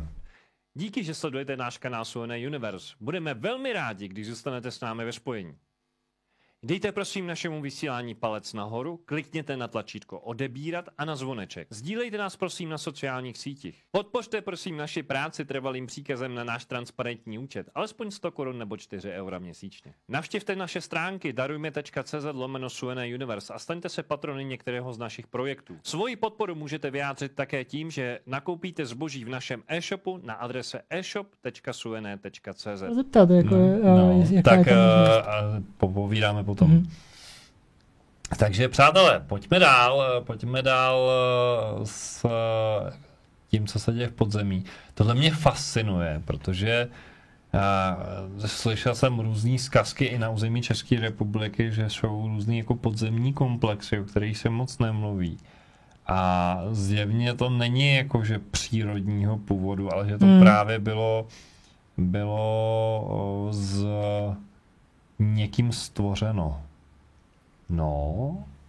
O tom nevím teda, jako pokud víš, pokud můžeš doporučit nějaký takovýhle místa nebo informace o tom, tak bych byl docela vděčný, ale... Nemám paměti, ale jsem jako nahodil, jestli to náhodou... Samozřejmě vím o záležitostech, které jsou běžně známé. Znojemské podzemí, Jihlavské podzemí, Býčí skála, ale ta je teda přírodní, ale je to velice zajímavé místo z historického pohledu, z energetického pohledu. Bohužel teda byla zničená během druhé světové války, protože tam postavili Němci továrnu podzemní ale ta myšlenka té býčí skály je opravdu silná. A toho, co se tam vlastně odehrávalo, nebo odehrálo. A určitě existují podzemní prostory, které jsou zajímavé, které jsou možná i člověkem vytvořené, ale nevím o nich. Jako na území České republiky si nejsem jistý, že by bylo něco podobného, jako jsou hypogea takováhle. Dobrá, takže co pak to tu máme? Tak, to je další hypogeum, ale to, co nás bude teď zajímat, není samotné hypogeum, to už jsme viděli, ale je tohle. A to jsou koleje. To jsou koleje, no. To jsou stopy po vozech, které se táhnou po délce několika kilometrů. Je to velice zajímavý jev. Jsou to rovnoběžné stopy, někdy až třeba 30 cm hluboké. To je jako nejsou to jenom nějaké rýhy a jsou opravdu rovnoběžné, takže to není nějaký geologický jev. Kříží se, připomíná to nádraží v podstatě. Jsou známé nejvíc z ostrova Malta. Tam jsou hodně prozkoumané, ale právě u toho Hypogeasu crucifixu tak se objevují i tady na Sardinii. A jenom tady obrázek z Google, aby bylo vidět, že to opravdu není malá záležitost. Tady je potom to hypogeum a tady jsou takhle v celé té délce se táhnou ty stopy po vozech nebo koleje, nebo jak tomu chceme říkat. A co to mohlo být, zase nikdo neví. Zajímavé je ještě tady v případě Sardinie, že ty stopy po vozech protínají některé hrobky. Že jsou tam jakoby zářezy, které jsou kolmo na ty stopy po vozech. Takže buď to mohly být ty stopy po vozech zřejmě byly starší a pak tam postavili ty hrobky. A nebo ty stopy po vozech vedly k těm hrobkám jako takové poutní místo, takové poutní procesí, které mohlo jít od jedné hrobky k druhé, nebo hrobky od jednoho hypogea k druhému. Jestli jsou to opravdu hrobky, si nejsem úplně tak jistý. Jak jsem říkal, mohly to být zasvěcovací místnosti pro nějaké pobyt ve tmě, teď velice populární záležitost. No a takováhle místnost, takovéhle hypogeum pro takový pobyt ve tmě úplně vybízí. To je vlastně uzavřená místnost v podzemí, kam se může ten zasvěcovaný uchýlit, tam stráví ten svůj pobyt ve tmě, nejspíš i o hladu a žízni, prožije si nějaký ten svůj vnitřní prožitek, kterým se dostane do toho mýtického času, jak třeba mají v Austrálii, ten Dreamtime, tak a je tím zasvěcen a vrací se zpátky do té mezi ty lidi, mezi ostatní, ale už proměněn buď třeba v dospělého muže, nebo v šamana, nebo nějakého toho kněze té společnosti, zasvěcence zkrátka. Jestli to bylo pro všechny, těžko říct, ale je to jedna z možností, jak mohly být tyhle stavby využívány. A teď vlastně záležitost, která mě vůbec k celému tématu Sardinie přivedla, protože, jak už si zmínil, tak mou hlavním zájmem jsou Sumerové. A když jsem slyšel o sumerském zikuratu na Sardinii, tak jsem si říkal, aha, to je zajímavé. Tak jsem se začal potom pátrat trochu víc, co to vlastně je. A objevil jsem vlastně tuhle úžasnou kulturu. Zjistil jsem, že to není jenom teda zikurát a pár nějakých hrobek, ale že to je tohle všechno, co tady teď s vámi sdílím. A ten zikurat, nebo stupňovitá pyramida, budu tomu říkat stupňovitá pyramida radši, aby to nezavádělo nějakými jako spojeními, tak tahle stupňovitá pyramida je unikátní. Je to v Evropě unikátní, ale Objevují se jakoby pyramidální stavby, jsou z Evropy známé potom ještě ze Sicílie a jsou známé, teda už ne přímo z Evropy, ale poblíž, jsou známé z Kanárských ostrovů. Odborníci se sice snaží tvrdit, že jako je to z nějakého 19. století, že to naskládali zemědělci, ale ne, prostě ne. To by nikdo by si s tím, žádný zemědělec by si s tím nedal takovouhle práci. Aby to bylo pravidelný, uspořádaný. A co je ještě zajímavější, tak se tyhle ty stavby nachází na ostrově Mauritius u Madagaskaru. A to bylo vlastně ten můj vstup, protože moje kamarádka tam teď nedávno byla a vlastně mi natočila záběry těch staveb na Mauritiu. Takže mám autentický video sekvence. A je to podobná architektura jako právě na těch Kanárských ostrovech a na té Sicílii. Zase záležitost, do které se vůbec nemluví. No, podívejme se ale blíž na tu stupňovitou pyramidu. Tak, já to ještě teda vrátím. Pardon. Tak, je to teda stupňovitá pyramida. Stavba té pyramidy měla 2 fáze. Napřed to byla jenom taková jednoduchá plošina s rampou. Pak tam přidali ty další stupně a nahoře nejspíš byla nějaká svatyně. A není to jenom ta pyramida, je to celý soubor staveb. Takže co je tady vidět, tak je takzvaný omphalos. To je opracovaný kámen. Omphalos znamená v řečtině pupek světa. Takže je to takový ten kámen, který znázorňuje střed světa, je to středobod vesmíru, někdo by mohl říct osa světa. Co je tu dál? Takhle vypadá vlastně ta samotná stupňovitá stavba. Jak jsem říkal, je tady víc těch, není to jenom to, takže tady je třeba jsou další stavby, tady je pak oltář, tady je menhir, nebo obelisk. A údajně, nevím, co je, jako, jestli je to úplně pravda, ale údajně pod tímhle prostorem, pod touhle pyramidou, se nachází prostor jakoby jeskyně, nebo buď přírodní, nebo člověkem uměle udělaná. A tam se nejspíš vstupovalo. Je to dost podobné jako třeba v majských pyramidách. Třeba v Teotihuacánu, což je teda toltécký, nebo předtoltécký ještě, tak tam pod tou hlavní pyramidou se našla jeskyně nebo chodba, která končila takovým křížovým zakončením a nejspíš tam byly 3 nějaké sochy jakoby toho, řekněme, stvořitele, udržovatele, ničitele, nebo v podobné myšlence. A bylo to místo pohřební, bylo to místo zasvěcovací. Takže jakoby ta myšlenka je zase celosvětová.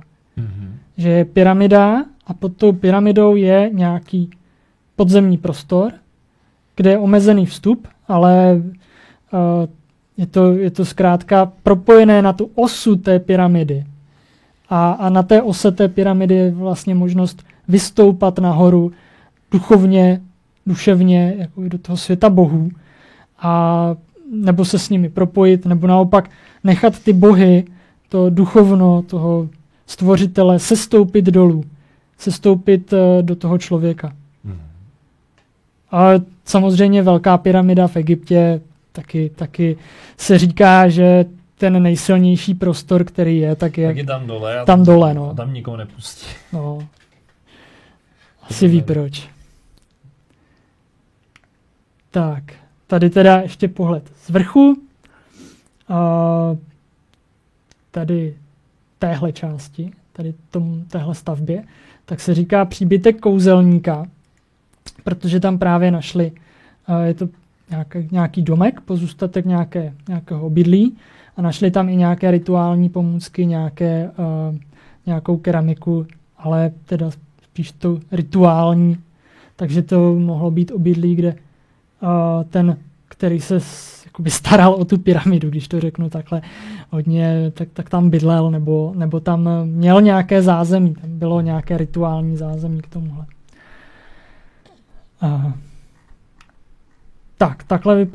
takhle to mohlo vypadat.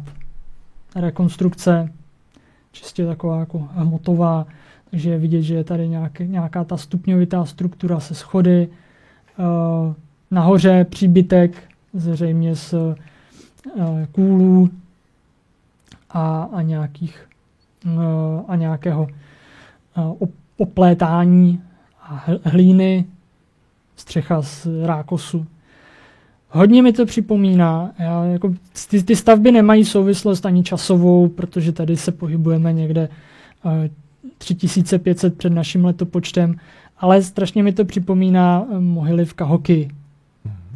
Ty vypadají opravdu skoro stejně, kdy nahoře je nějaká stavba, má to rampu, má to stupně, ta myšlenka je stejná, akorát teda s tím rozdílem, že mohyly v Cahokia se objevují někdy kolem roku 1000 našeho letopočtu, takže tu máme zkrátka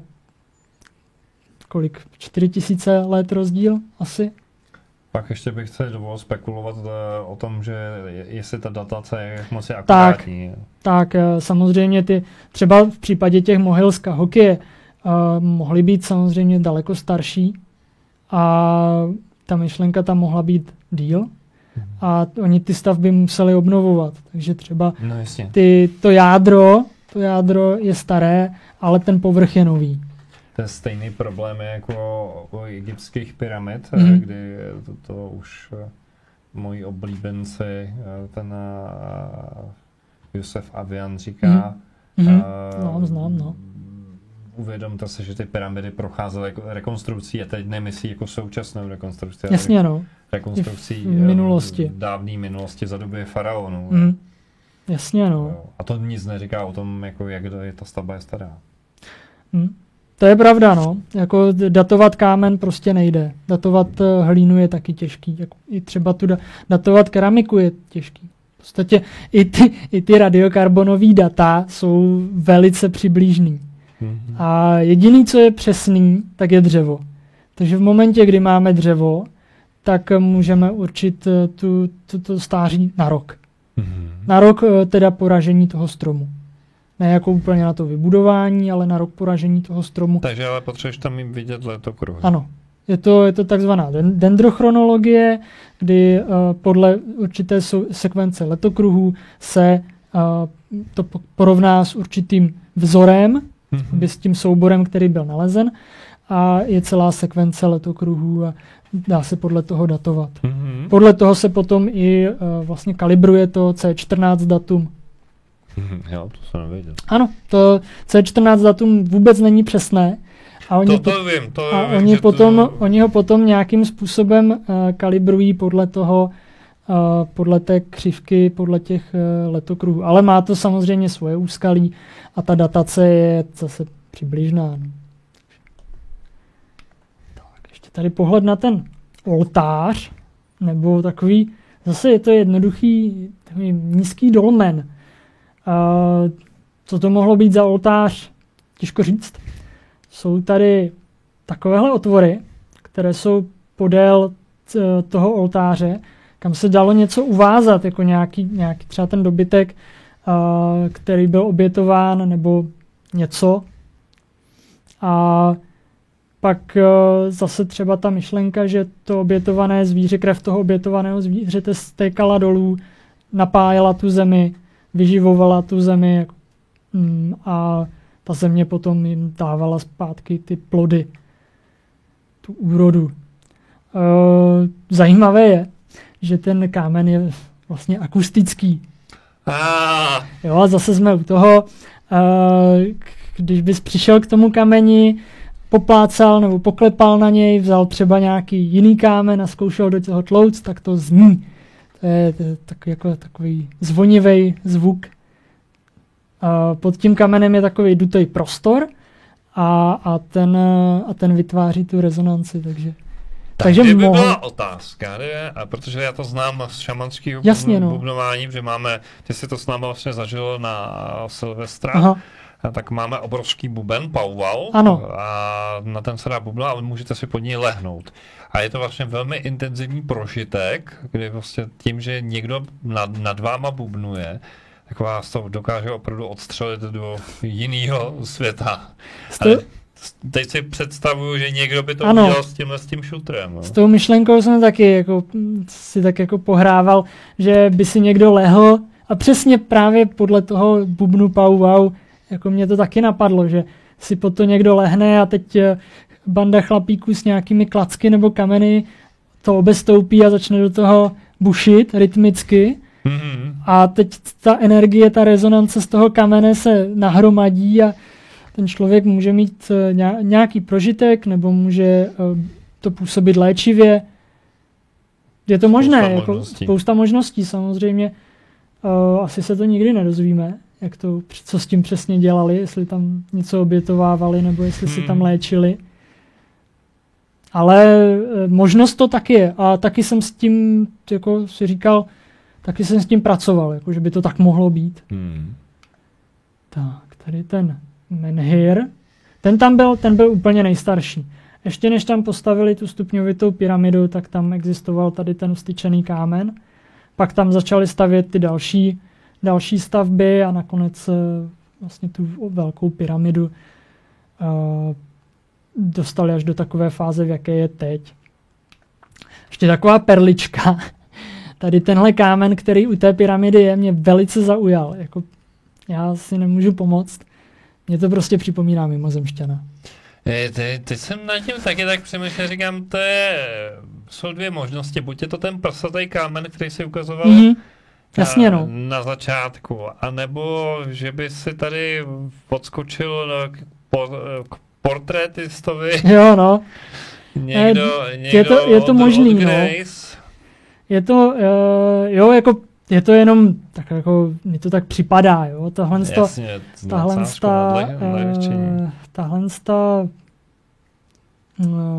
ten monument, tohle je replika, teda ten originál je v muzeu a je vystavený teda, dá se na něj podívat, ale je v poměrně špatném stavu, takže to tam není úplně tak jasný. Ale jak říkáš, buď to může být teda nějaké to zobrazení bohyně, zase ten prsatý kámen, anebo teda ten mimozemšťan.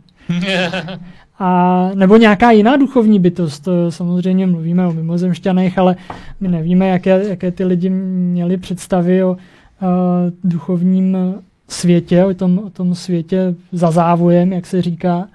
Takže to může být nějaká duchovní bytost. Určitě. Tenhle kámen je ještě zajímavý svým umístěním, takový jakoby schovaný. A dá se pracovat s myšlenkou, že svítí na něj světlo jenom v určitý čas.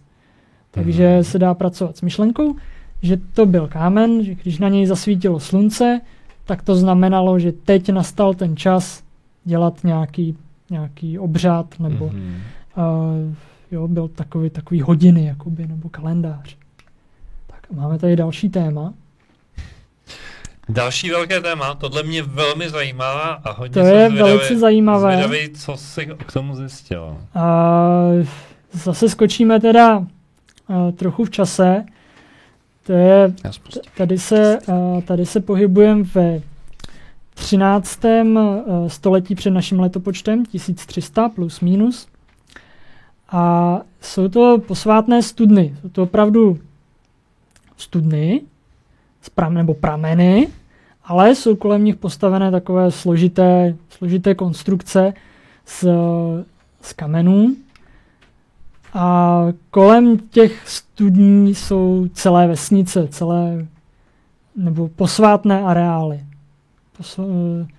Ta samotná studna, která je tady, tak je ještě obezděná, takže opravdu to bylo nějaké významné místo. Ten tvar je taky velice fascinující, taková jakoby klíčová dírka. Docela mi to připomnělo, zase teda bez nějakého, jenom taková volná asociace. V Japonsku jsou typické takzvané kofuny, to jsou mohyly ve tvaru klíčové dírky. A ten motiv klíčové dírky se objevuje i jinde. Jsou to třeba takzvané tolos. A i u těchto studní se hovoří o takzvaném tolos nebo toloj. A ty mají taky takovýto tvar, že mají určitou, jakoby iglu v podstatě by se dalo říct, ale z kamenu. A mají nějakou vstupní chodbu a kruhovou komoru. A tady je vstup do té studny. A toto je naprosto něco fascinujícího, protože dosud jsme viděli, že ty kameny nebyly moc opracované. Většinou to byly takové hrubé balvany, které byly naskládané na sebe. Ale tady najednou jakoby z ničeho nic, úplně od nikud, se objevují naprosto precizně a přesně otesané kvádry. Což je neskutečné. Proč? Jestli to opravdu odráželo význam toho místa, tu posvátnost toho místa, že si dali tu práci a kameny takhle otesali, nebo jestli je zatím něco jiného a jestli to vlastně vůbec celá ta datace toho místa je správná. Mně to třeba připomíná stavby z Egypta, nebo třeba z Peru, nebo z jiných míst. Napadá mě třeba teďka ještě Baalbek, jak jsou tam ty megality, ale jakoby myslím spíš v úrovni toho opracování zdiva, ne jakoby velikostí. A tady je možné si všimnout, že to nejsou jenom kvádry, ale je to takhle zalomený. Prostě je to polygonální zdivo. A ty lidé si s tím dali opravdu práci. Je to precizní záležitost. Není to jenom tak něco nahrubo otesané bez nějaké té prvotní myšlenky. Je to složitá architektura. Zase mi naskakuje třeba asociace z Peru a to polygonální zdivo, které se tam objevuje. Takhle to vypadá uvnitř. Jsou to schody, opravdu schody dolů, nějaké jezírko s vodou, studně, pramen a takovýhle průzor nahoru. K čemu to mohlo sloužit? Nebyla to obyčejná studna. To opravdu ne. Jednak ta stavba je na to příliš složitá.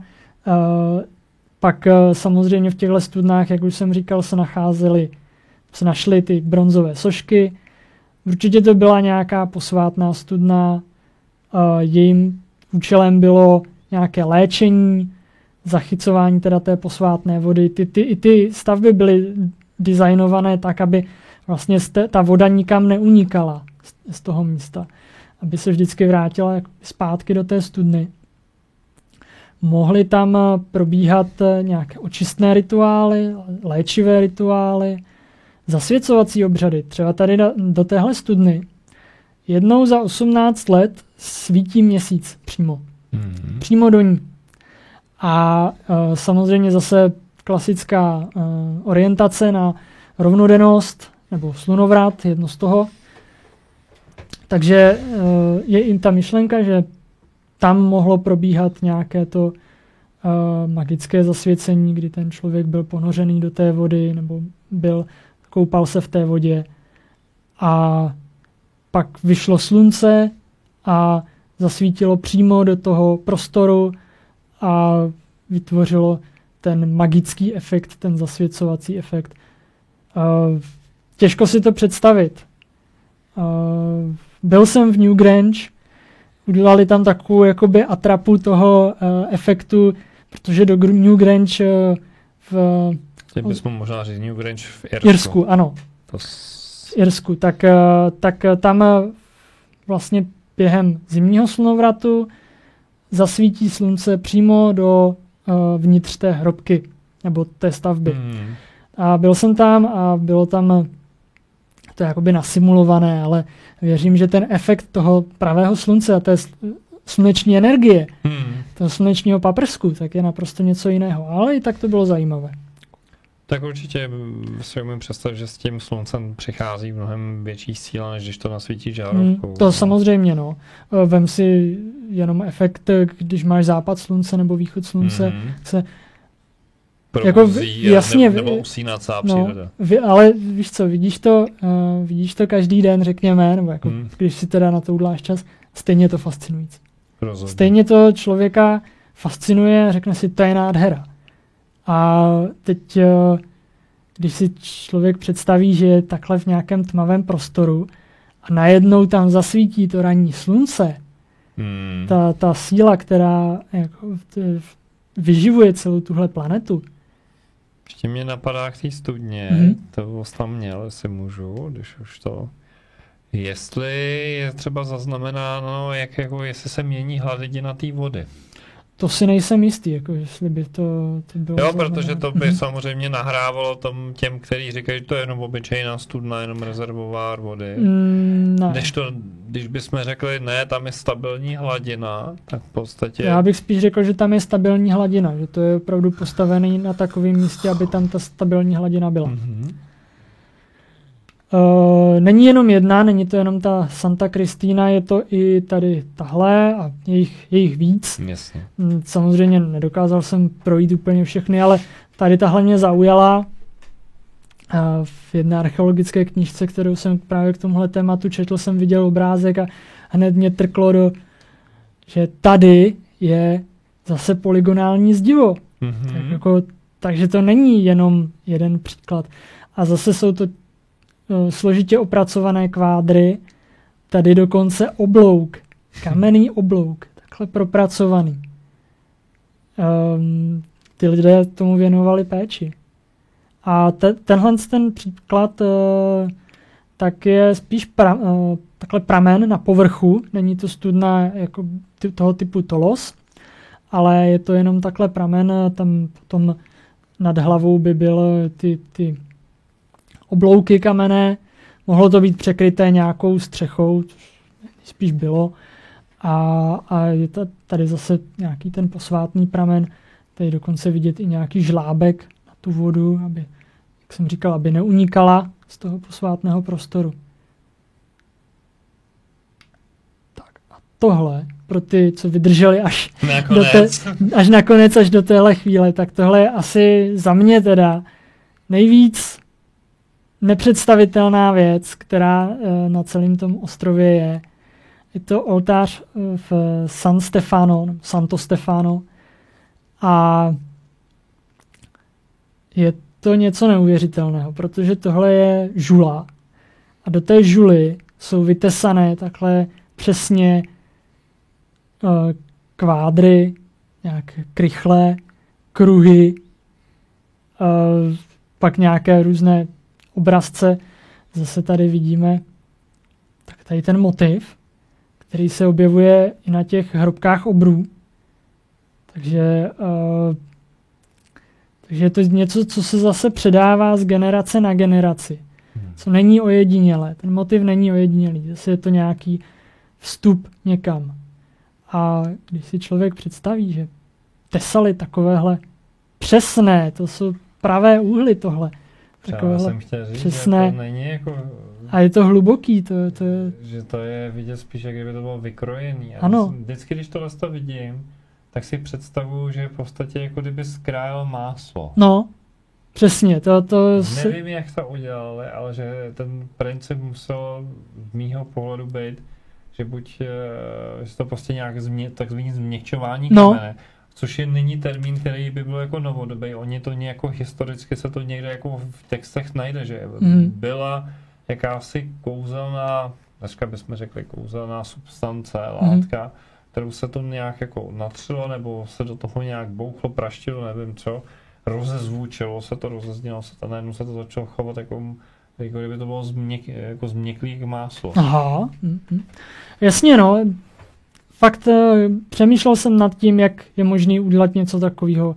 Nenapadá mě nic, co by konvenční archeologie vzala v potaz. Že jako tady zase mluvíme o nějakých maximálně bronzových nástrojích, maximálně bronzových dlátech a A o těch víme, že by to Co neutáhli, protože to je ten můj oblíbený vtip, Jasně, který no. jsem tady několikrát ukazoval, kdy Mark Lerner pro, teď nevím, kterou televizní společnost, tak provedli rekonstrukci toho, jak opracovávali právě žulu pomocí měděných nástrojů a byl to totální propadák. Jo. Prostě to dláto vydrží tak maximálně 3 údery a pak je nepoužitelný, prostě se to rozpadne, zlohejbá cokoliv a musíte ho narovnat, musíte vzít jiný dláto. Jo. A v podstatě to dovedlo až do té absurdity, že spočítali, že na každý 2 až 3 údery by potřebovali nový dláto. No to je nesmysl. No. Jo, takže si přesně představu tu manufakturu, že je ten kameník, jak mu za zádama nějaký týpek podává, no, tady máš dláto, tady máš dláto. Druhý to odebírá, posílá to tomu kováři, aby to hned zase nabrousil, narovnal. Museli používat nějakou techniku. A zajímavé je, když se člověk podívá na to čistě jako časově, takže i třeba v době Říma, tak se tyhle techniky byly známý, byly používaný, nebo musely být známý a používaný. Ráno si ukazoval v tom vstupu Petru, chrám Petra. Ten chrám, nebo hrobku, ona je to hrobka, a ta byla právě postavená někdy tady v tom, řekněme, 5., možná v 3. století, teď úplně přesně nevím, ale zkrátka je to současné s Římem, nebo Řeckem antickým. A tady bych se dovolil poznámku, protože to, že je to hrobka, to je ta interpretace novodobá. Jasně, no. A v podstatě i místní domorodci, to nemám z vlastní hlavy, říkají, ono je to mnohem starší. Jasně, to bylo takový to used and reused, jakože použít a znovu použít. Jo, takhle. Jo, a zase jako já teda vycházím z toho, jednak co se píše oficiálně, že jo, jasně, co znám, a taky z toho, jak to vypadá, že jo, když se na to člověk podívá, tak první, co ho napadne, to je řecká architektura, nebo to je římská architektura. Ale jak říkáš, mohlo to být jenom jakoby výraz nějakého stylu, který oni na to potom aplikovali. Protože je fakt, že ty hrobky, nebo ty chrámy, které jsou v Petře, protože to není jenom tady ta jedna stavba, tak mají to průčelí úplně jiné. Jo, to nejznámější průčelí vlastně vůbec neodpovídá tomu stylu těch staveb, které jsou v Petře. Ale zpátky na Sardinii. Na tenhle oltář, který mě osobně připomíná oltáře z Peru. Publikoval jsem na tvých stránkách článek o jednom oltáři z Peru a opravdu ta analogie, ta podobnost je přesná. Jsou tady nějaké takhle zavrtané, zařezané průlomy a opravdu ten oltář to velice připomíná. K čemu to zase sloužilo, nikdo neví. Nějaké obětiny. Jakoby, proč to vůbec dělali? Je to nad tím se člověk opravdu musí pozastavit. Proč to dělali? Jo, nestačilo jim nějaký třeba dřevěný oltářík, nějaký, jo, opravdu investovali, pokud teda to vezmeme čistě archeologicky nebo jako racionálně řekněme, tak investovali obrovské množství úsilí do toho, aby něco takového vytvořili. Což jakoby, si člověk řekne, že asi neměli co dělat teda. To je asi tak, jako když řeknou Egyptologové, no tak oni stavili pyramidy, protože mohli. No. A protože to udržovalo v chodu ekonomiku, jo. To je to je nesmysl, že to udržovalo v chodu ekonomiku, protože pyramidy se stavěly v podstatě nejvíc v té staré říši, pak se stavěly teda ty nějaké zádušní chrámy a další stavby, ale ten ekonomický důvod tam rozhodně nebyl.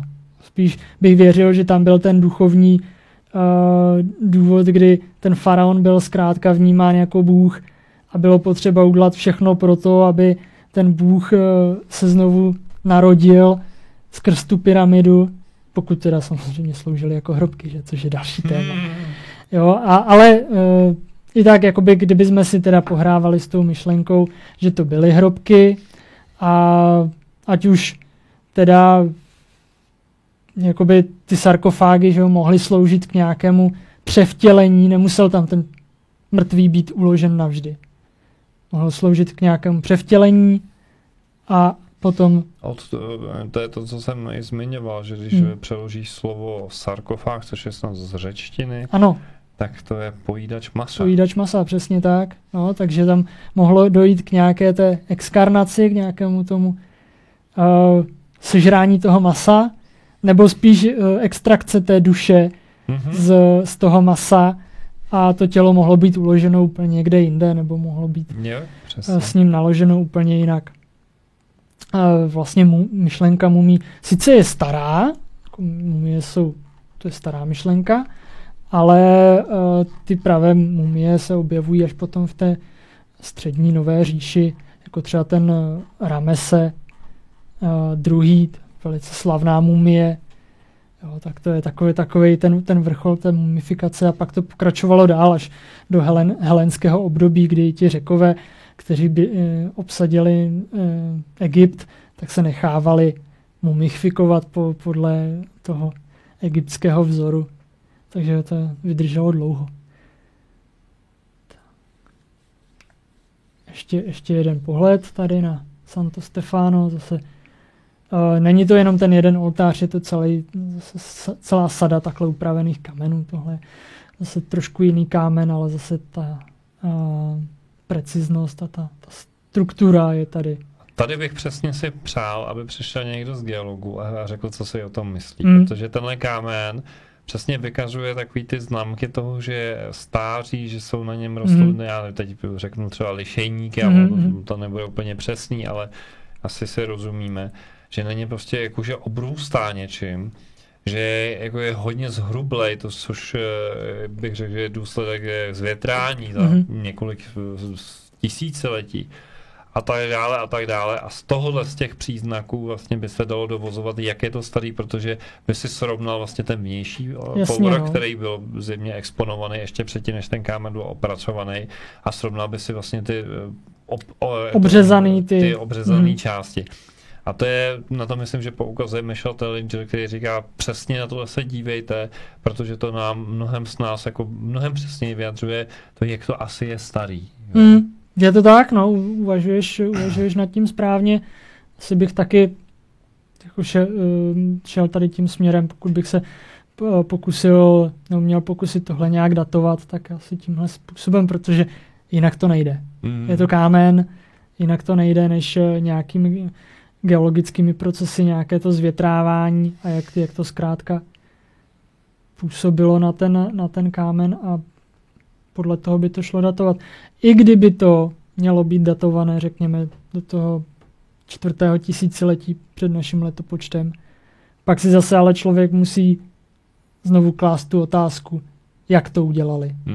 Pokud by to bylo starší, jo, řekněme třeba těch 20 000 let, tak pak už jsme úplně někde jinde a těch otázek by jenom přibývalo a přibývalo. A já jich tady mám skoro 33, mimochodem. Tak to abych začal odpovídat. Abychom začali odpovídat, protože čas... nevím, kolik má čas ještě. Potřeboval bych o půl takže máme čas. 10:30 být na nádraží, takže tak 4 hodinky. Takže máme maximálně 4 hodinky. Takže přátelé, prosím vás, využijte slajdou a palcujte nahoru otázky, protože je jich tam 33, nevím, jestli se na všechny dostane, ale využijte palců nahoru, takže budeme dávat přednost těm, který mají nejvíc palců, těma začneme. No, tak úplně jedna z takových, která se tady úplně jako mě tam naskočila z hlediska toho datování, protože ty používáš, předpokládám, datace, která se spíš jako, řekněme, můžeme ji nazvat oficiální. Jo, oficiální archeologická datace. Jasně. Zmínili jsme, že z hlediska geologie kamene by to mohlo být trošku jinak. Pak si zmínil to, že 20 000 let dozadu, ale pak o čem se bavíme. Mně se třeba vybavila vzpomínka, ty si ukazoval ty koleje, ano. Nebo ty pásy, který... Přesně, Jedna z věcí, která mě fascinovala, že ty koleje zasahujou vlastně do Středozemního moře. Když by se podíval pod hladinu, tak bys zjistil, že to vede dál a že to vlastně spojuje to, co dneska jsou ostrovy, vlastně do Sardiny, tak myslím, že existuje nějaký pás kolejí, který by se našel mezi Tureckem a Sardinií dokonce až. Jo, určitě s tím je potřeba počítat, protože po té době ledové ta hladina moří stoupla. A ona i ta samotná Sardinie, vlastně to, co je teď ten ostrov, tak to před těmi 10 000 lety, 20 000 lety bylo daleko větší. Takže mě osobně by opravdu zajímalo, co pod tím mořem je. Přesně tak. Tam je to podle mě schovaný, to, co nám může pomoci odpovědět na spoustu těchto palčivých otázek. Jo, a vlastně vím, že na Maltě právě tady ty cesty, ty koleje do moře vedou. Přesně. Tam je to opravdu takhle, to jde do moře a jde to dál. Jde to dál i pod to moře. No ale musíme s tím počítat samozřejmě. Ta hladina moře byla níž, nějakých 100 metrů. I oficiální archeologie s tím samozřejmě pracuje, třeba na břehu Izraele. Pobřeží Izraele je neolitická vesnice, která je zkrátka pod mořem. Ale zajímavější třeba v Indii, tak tam v jednom tom zálivu, tak je tam celé město, který je zkrátka pod mořem a který pod mořem nebylo. Jo, takže podobně jako jiný takhle potopený města zkrátka byly. Můžeme zmínit Gunung Padang, který je vlastně ten kopec je celý pod vodou, ten jsem tady ukazoval ráno. Jestli to řeknu správně, indického poloostrova, tak tam se traduje, že jsou tam celý městský komplexy. Nan Mandol, myslím, se to jmenuje. Jo, názvy se nepamatuju. Je to takový zase kamenná architektura a je to dokonce tak jako napůl pod mořem, celé to město. A zase jako oni to nějak datují, ale já bych řekl, že to je starší. Takže opravdu tu řekněme předpotopní, když to tak vezmu, ale ve skutečnosti je to vlastně potopa toho světa. Takže ta předpotopní architektura tady existuje. A zkrátka ta hladina moří, konec konců i ty celé kontinenty mohly vypadat úplně jinak. A mohlo to být úplně, to co je pod tím mořem, tam je ten zakopaný pes, tam je ta ano, to sdílím s tebou myšlenku, že měli bychom se podívat pod vodu. A že tam by se dalo najít spoustu věcí, které by mohly být zachovány a které se naštěstí ještě nepodařilo zničit ani rozkrást nějakému smyslnějskému institutu a jiným podobným institucím. Byť jsem slyšel i takové hrůzné zkazky, že třeba Bermudský trojúhelník a tam by měly být pyramidy. Jsou tam nějaké stavby. A že se údajně jistá parta amerických zelených hochů snažila to rozbombardovat torpédama, zalejt betonem a nevím co všechno, nějaké takovéhle šílenosti. Lidská hloupost je někdy nezměrná. Nicméně pojďme, tady se strhla taková dobrém slova smyslu bitka o to, která otázka bude první. Tak jenom tady Jinder říká, že cením si výběru hosta, který nám před ozaj informací. Ježiš, slovenské ještě bez diakritiky mě to dostává. Já chválím aj príjemný prednes, ale celkovo velmi příjemný dojem, takže si velmi chválen, já si to velmi vážím, že jsi tady s námi. A chtěl bych se tě zeptat na to, jako odkud čerpáš vlastně to svoje know-how, jako kam na to chodíš? Tak, zrovna třeba tady k té Sardinii, pro ty lidi, kteří ovládají angličtinu trochu lépe, tak doporučuji kouknout na YouTube na stránky nebo na kanál Megalitomania. Je to úžasný zdroj informací, vystupují tam i významné osobnosti nebo známé osobnosti, jako například Andrew Collins, kterého lidi můžou znát ze série Vetřelci dávnověku. Graham Hancock taky s nimi spolupracuje. A je to poměrně velká skupina lidí z Británie, kteří se zabývají studiem megalitů, zabývají se tou archeospiritualitou, když to řeknu takhle. to znamená propojení těch megalitů s určitými spirituálními myšlenkami a zkušenostmi. A opravdu je to skvělý zdroj informací a ti lidé, kteří tam přednáší, mají různé názory a podle mě velice zajímavé názory. Takže opravdu pro lidi, kteří umí anglicky, tak doporučuji Megalitomania na YouTube, skvělý zdroj informací. A pokud nevládnete angličtinou, tak můžete podporovat na transparentním účtu, zasílat příspěvky a tady, aby Jarek mohl pro nás překládat a vlastně přinášet nám informace právě třeba z Megalitomanie, a nebo i z dalších serverů, které jsou právě v angličtině. Takže děkujeme za finanční podporu. A je tady další dotaz od Daniely, která se ptá, víte, kde se ve Skandinávii se tyhle podobné hrobky nacházejí a z jakého roku cca jsou? Jo, ve Skandinávii, tak ty se nachází především v Dánsku. Buď jsou to teda ty klasické dolmeny, anebo se tam potom objevují takové loďkovité hrobky. Ty dolmeny, ty jsou z té mladší doby kamenné, nebo až pozdní doby kamenné, tedy někdy do roku, řekněme 2000 před naším letopočtem, 4000 až 2000 před naším letopočtem. Ty loďkovité hrobky, tak ty jsou mladší, to je nějaká doba bronzová, 1500 před naším letopočtem, plus minus. A to Dánsko je na tyhle památky opravdu bohaté. Možná nejbohatší z těch skandinávských zemí. Tak to je velmi zajímavé. Nejsou ty stylizované býčí rohy skoro symboly měsíce? Je to tak? No, měsíc a býk mají spoustu společného.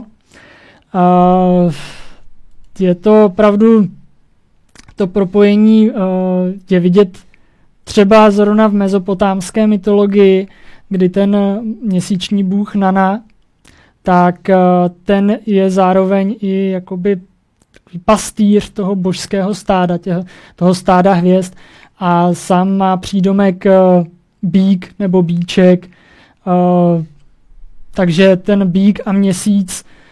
Další příklad je třeba z indické mytologie, kdy je tam bůh Soma, který je jednak bůh toho opojného nápoje a pak také bůh měsíce a zase stylizovaný jako býček.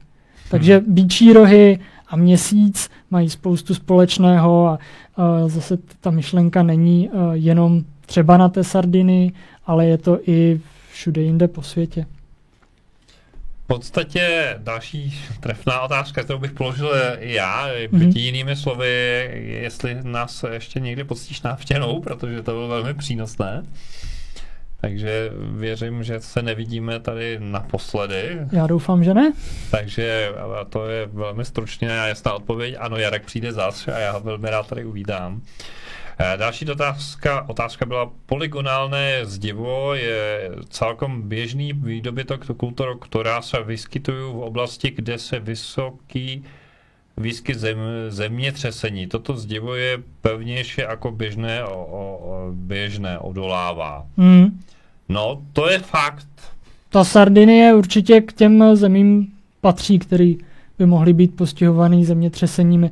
Možná i právě proto stavěli ty nuragy, ty obrovské kamenné stavby, aby odolali těm zemětřesením. Tak, tady je něco asi o blízkých setkáních, že někdo včera viděl hvězdu, měnila barvy úplně ze severu, neviděl to taky někdo, tak pokud jste to někdo viděli, pište prosím nás do komentářů pod video. Pokud máte blízký setkání, samozřejmě hlašte na naši redakci, teď to nechme dál. Sardinie, byla to Atlantida? Ta možnost tu taky je. Určitě říká se, že Atlantida byla za Heraklovými sloupy. Nikdo úplně přesně neví, kde Heraklovy sloupy jsou. Většinou se dávají jako gibraltarský průliv. Ale existuje i myšlenka, že Heraklovy sloupy byly mezi Sicílií a Itálií A pak by byla za Heraklovými sloupy a byla by to ta Atlantida. A jak už jsem říkal, prostě obrovská část toho ostrova je pod vodou. Tak a ještě další myšlenka, když už se bavíme o Atlantidě, tak já se vždycky říkám Atlantida a Atlantický oceán. Takže bych čekal, že v Atlantickém oceánu najdu Atlantidu. Že ten základ toho názvu Atlantis, Atlantida, že tam... Mě třeba napadají Azorské ostrovy jako myšlenka. Existuje samozřejmě třeba Brazílie. Když se podívá člověk do Brazílie, tak kvůli tomu kácení sice mizí spousta pralesa, to je veliká škoda, je to obrovská ztráta. Jediné, co nám to přineslo, tak je, že se objevily stavby, které tam jsou. Takže je možné najednou zjišťovat, že tam byla vyspělá civilizace dávno předtím, než vůbec někdo tam připlul z Evropy. Ale to ještě... Já jsem nedávno na našem úžasném webu četl článek o tom, že i ten prales, který teď jako je vlastně podrobenován jakému plundrování, tak vlastně nejde o přírodní prales, ale že zjevně ta civilizace, která tam kdy postavila ty stavby a které samozřejmě zarostly, tak samozřejmě měla svoje pole a zahrady a měla svoje lesy, které hospodařovala. A že vlastně ten prales je jakoby vzniklost na základě. Ano, taky jsem to slyšel, taky jsem to o tom četl někde, že to tak možná bylo, no. Že je to možnost, že ten prales vlastně není úplně tak přírodní. Tady se někdo ptá anonymně, Sardové, jestli to říkám správně, mají velmi specifický zjev. Určitě ho používali k různým obřadům. Nevím teda, co úplně tím, jako specifický zjev, jestli je teda myšleno nějaký jako vizuální projev těch lidí, tak těžko říct, no, co je tímhle myšleno, ale ano, ta podoba je velice specifická, možná i hrůzu nahánějící, a ty jejich obřady, jako, o nich nevíme prakticky nic, můžeme si domýšlet. Můžeme si domýšlet podle toho, jako jaký my máme zkušenosti. No tak. Jasně, to je zase problém paradigmatu dívání se na tento svět, že zkreslujeme realitu právě tím naším způsobem pohlížení na něj. Někdo trefně poznamenal, že ty sochy, které si ukazoval, že připomínají hvězdný války Scipio. Je to tak, no, je to fakt zvláštní zjev těch soch, takový hodně abstraktní, hodně, jo, jako robot, jo, připomíná to robota. Je to tak. Tak je tady další dotaz. Všimněte si podobnosti s Vikingy. Co si myslíš?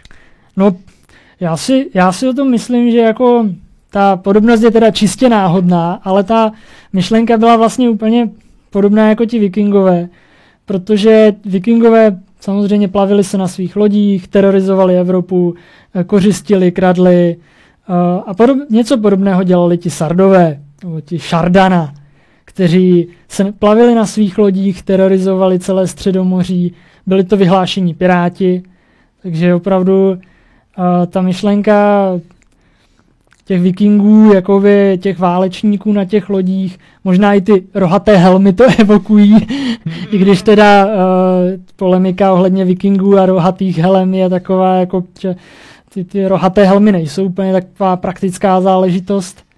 Že to není úplně autentický, jo? Že to nemusí být úplně autentický, no. Ale zase na druhou stranu máme tady ty obrazy, ty sošky a ty vyobrazení válečníků z rohy. Spíš to tam mělo nějaký ten psychologický efekt a samozřejmě jedna věc byla nějaká ta zbroj pro to opravdové válčení, kdy je vidět, že na tom egyptském reliefu, že mají ty rohy malé, jenom takové jakoby naznačené, a pak pro nějaký rituální prezentaci v té společnosti, kdy tam jsou ty obrovské dlouhé rohy, což je úplně jako nepředstavitelné, že by s tím někdo běhal po bojišti a něco jako zabíjel, někoho zabíjel. Tady byla další poznámka. Kostry se opravdu našly. Pak přišel Giovanni Liliu, ano. Liliu a všechno smetl. Ještě na YouTube jsou rozhovory s lidmi, kteří ty kostry objevili. Aha. Víš o tom něco? Samozřejmě jméno Giovanni Liliu, to je mi známé, to je archeolog, který se zabýval nuragickou kulturou poměrně podrobně. Každopádně Anonyma poprosím, jestli teda má nějaké odkazy na ty rozhovory s lidmi, tak ať je prosím dá do komentářů. Rád se podívám. Je to určitě dobrá poznámka, dobrý příspěvek. Jo, takže to platí samozřejmě, prosím, za nás oba a za všechny, kteří se dívají, samozřejmě sdílejte odkazy na tohle videa, to by mohlo být velmi zajímavé, můžeme to dál zpracovat.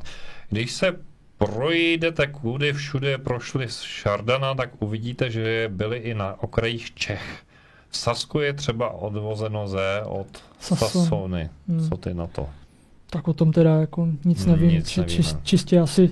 Spíš bych opravdu zůstával u toho Středomoří, kde měli působení. Ta pyramidka vypadá, jako kdyby ji nikdo nestihl dokončit. Kopeček a chodníček kolem pyramidy, jako by se to bylo jen lešení a po dostavbě se odstraní. Tak jedna možnost je, že teda zůstala nedokončená, ale spíš bych se přikláněl k tomu, že zasáhl zkrátka zub času a tu pyramidu nějakým způsobem poznamenal. No a pak jsou tady jakové otázky nějakého suveného. Jo. To nevím, jestli to mám zmiňovat, ale... Tak, něco málo. Něco málo, ještě chviličku, ještě pár minut máme. Proč, prosím tě, myslíš, že jsou ty stavby kruhový? Některý, co jsi tam ukazoval vlastně ty půdorysy, tak jsem si všiml, že jsou kruhový. A vzpomněl jsem se, ještě dokončím, že podobný fenomén můžeme vidět u staveb, který ukazoval, myslím, že Michel Tellinger, který jsou napříč Afrikou. Jo, myslíš zase nějakou tu akustický využití? Možná. Ale určitě ta kruhová stavba má i ten svůj symbolický rámec. Je to kruh, je to ten kruh života, ta uzavřený prostor. Konec, že ty rondely jsou taky kruhové.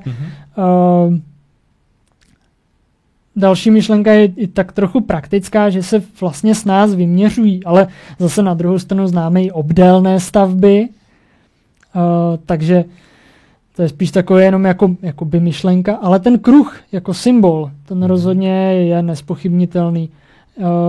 Konec konců magický kruh zná snad každý, že čaroděj kolem sebe vytvoří kruh. Je to jakoby kruh nemá rohy, zkrátka. Kruh nemá rohy, proto v něm ta energie může proudit spirálovitě od středu ven nebo z vnějšku do prostřed. To je asi důvod kruhových staveb. Vůbec jakoby po celém světě. Zvlášť těchto pravěkých a duchovních staveb. Ono ostatně kdo má kruhový dům, že? No, není to v evropských podmínkách, to není úplně obvyklé. No. Ale zase na druhou stranu v tom pravěku ty domy byly kruhové. Takže možná i v tomhle smyslu měli nějaký. Tak když se bavíme o stavbách, tak poslední poznámku bych dal falešné dveře, celosvětový fenomén. Co si o tom myslíš? Jako co tím vlastně vyjadřovali? Jo? Ten můj pohled byl, když jsem viděl ty falešné dveře v Egyptě a chodil jsem okolo toho, tak mě to fakt vytvářelo ten pocit, že to je vyjádření jako přechodu do jiné dimenze, ale že to není jenom, řekněme, symbolické jaké vyjádření, ale že to jsou jako funkční vyjádření, že to prostě na některých místech mi přišlo, že to bylo jako funkční technologie. Jo, určitě. Je to v podstatě portál. Ať už to vezmeme teda tak, jako že opravdu tam a někdo prošel do nějakého světa někam jinam, anebo čistě metafyzicky, že to byl zkrátka ten prostor, kde bylo možné navázat s těmi duchovními bytostmi ten kontakt a pobytem v tom prostoru u těch falešných dveří se člověk zkrátka dostal na ten práh těch dvou realit, té reality běžné a té reality jiné a tam mohl komunikovat s těmi bytostmi z jiné reality, nebo dokonce z vesmíru, nebo naopak s nějakou matkou zemí, ale to spíš ne, to spíš jsou ty přírodní záležitosti jako jeskyně a tak. No dobrý, hele, já myslím, že by se dalo povídat ještě další hodinu a to, ale samozřejmě vlak do Hradce musíme ho odchytit, aby nám tady nezůstal neprizorný. To jo, no. Ale budu moc rád, když se zase potkáme, když určitě se domluvíme nějaký čas, kdy se ti to bude hodit a můžeme si povídat dál a zase nahodíme nějaký téma. Pokud máte ještě dotazy, taky určitě do toho slidu můžete psát dál a můžeme to třeba tady nechat a může to být třeba nějaký článek, že bychom to nechali? Určitě. A nebo nám tak, k článkům samozřejmě. Tak, články jsou nasuhené tady o těchto tématech, jsou na stránkách. Samozřejmě jsou tam i moje další články, které si můžete přečíst. A ještě bych chtěl udělat teda jednu věc. Chtěl bych pozvat diváky na konferenci, která snad bude. Doufejme, že bude. A na té konferenci budu mít přednášku na téma létající stroje ve starověké Mezopotámii. Zase články, ze kterých tahle přednáška bude vycházet, si můžete přečíst na Suené, ale pokud se mnou chcete setkat naživo, tak na přednášce kdy to bude? 14.11. Už teď si můžete kupovat vstupenky na odkazu www.suene.cz/vstupenky. Dostanete se na stránku SMS tiketu, kde jsou vstupenky již v nabídce a pozor, s 25% slevou v předprodeji. Tak to je dobrý. To je dobrý, to stojí za to. Máme 200 míst, bude to tentokrát v Praze. A určitě spolu o tom ještě pohovoříme, aby jsme vás namotivovali a aby jsme se sešli v co nejhodnějším počtu. Já moc děkuju, hele, skvělý povídání. Super. Úžasný. Já vám moc děkuju za pozornost, děkuju všem divákům, kteří přispíváte na dnešní vysílání. Pokud byste chtěli nás podpořit, tak vy využijte stránky www.suene.cz/dar. Případně využijte jiný z možnosti, třeba tím, že navštívíte náš e-shop.suene.cz a koupíte si nějakou knížku o historii, nebo nějaký šperk, nebo nějaký dobrý čaj. Možností je spoustu. Já se budu těšit, prosím vás pěkně, uvidíme se ode dneška v pátek, to znamená ve čtvrtek ráno si dám zase s dovolením pauzu, protože dneska jsem vysílal dvakrát a třeba taky zase odpočívat. Ale ne, dejme si rande v pátek v 9:30, aktuality, nechám se zase inspirovat, co vesmír pošle, co se zrovna děje ve světě a určitě bude zajímavé téma a určitě třeba zase bude nějaký, myslím, že Šárka pro nás něco zase nachystala, nějakou kontemplaci dovnitř, tak se na to velmi těším. Mějte se moc krásně, krásnou dobrou noc, ahoj a zase někdy naslyšenou a viděnou v pátek v 9:30. Ahoj. Díky, že sledujete náš kanál Suene Universe. Budeme velmi rádi, když zůstanete s námi ve spojení. Dejte prosím našemu vysílání palec nahoru, klikněte na tlačítko odebírat a na zvoneček. Sdílejte nás prosím na sociálních sítích. Podpořte prosím naši práci trvalým příkazem na náš transparentní účet, alespoň 100 Kč nebo 4 € měsíčně. Navštivte naše stránky darujme.cz/Suene Universe a staňte se patrony některého z našich projektů. Svoji podporu můžete vyjádřit také tím, že nakoupíte zboží v našem e-shopu na adrese e-shop.suene.cz.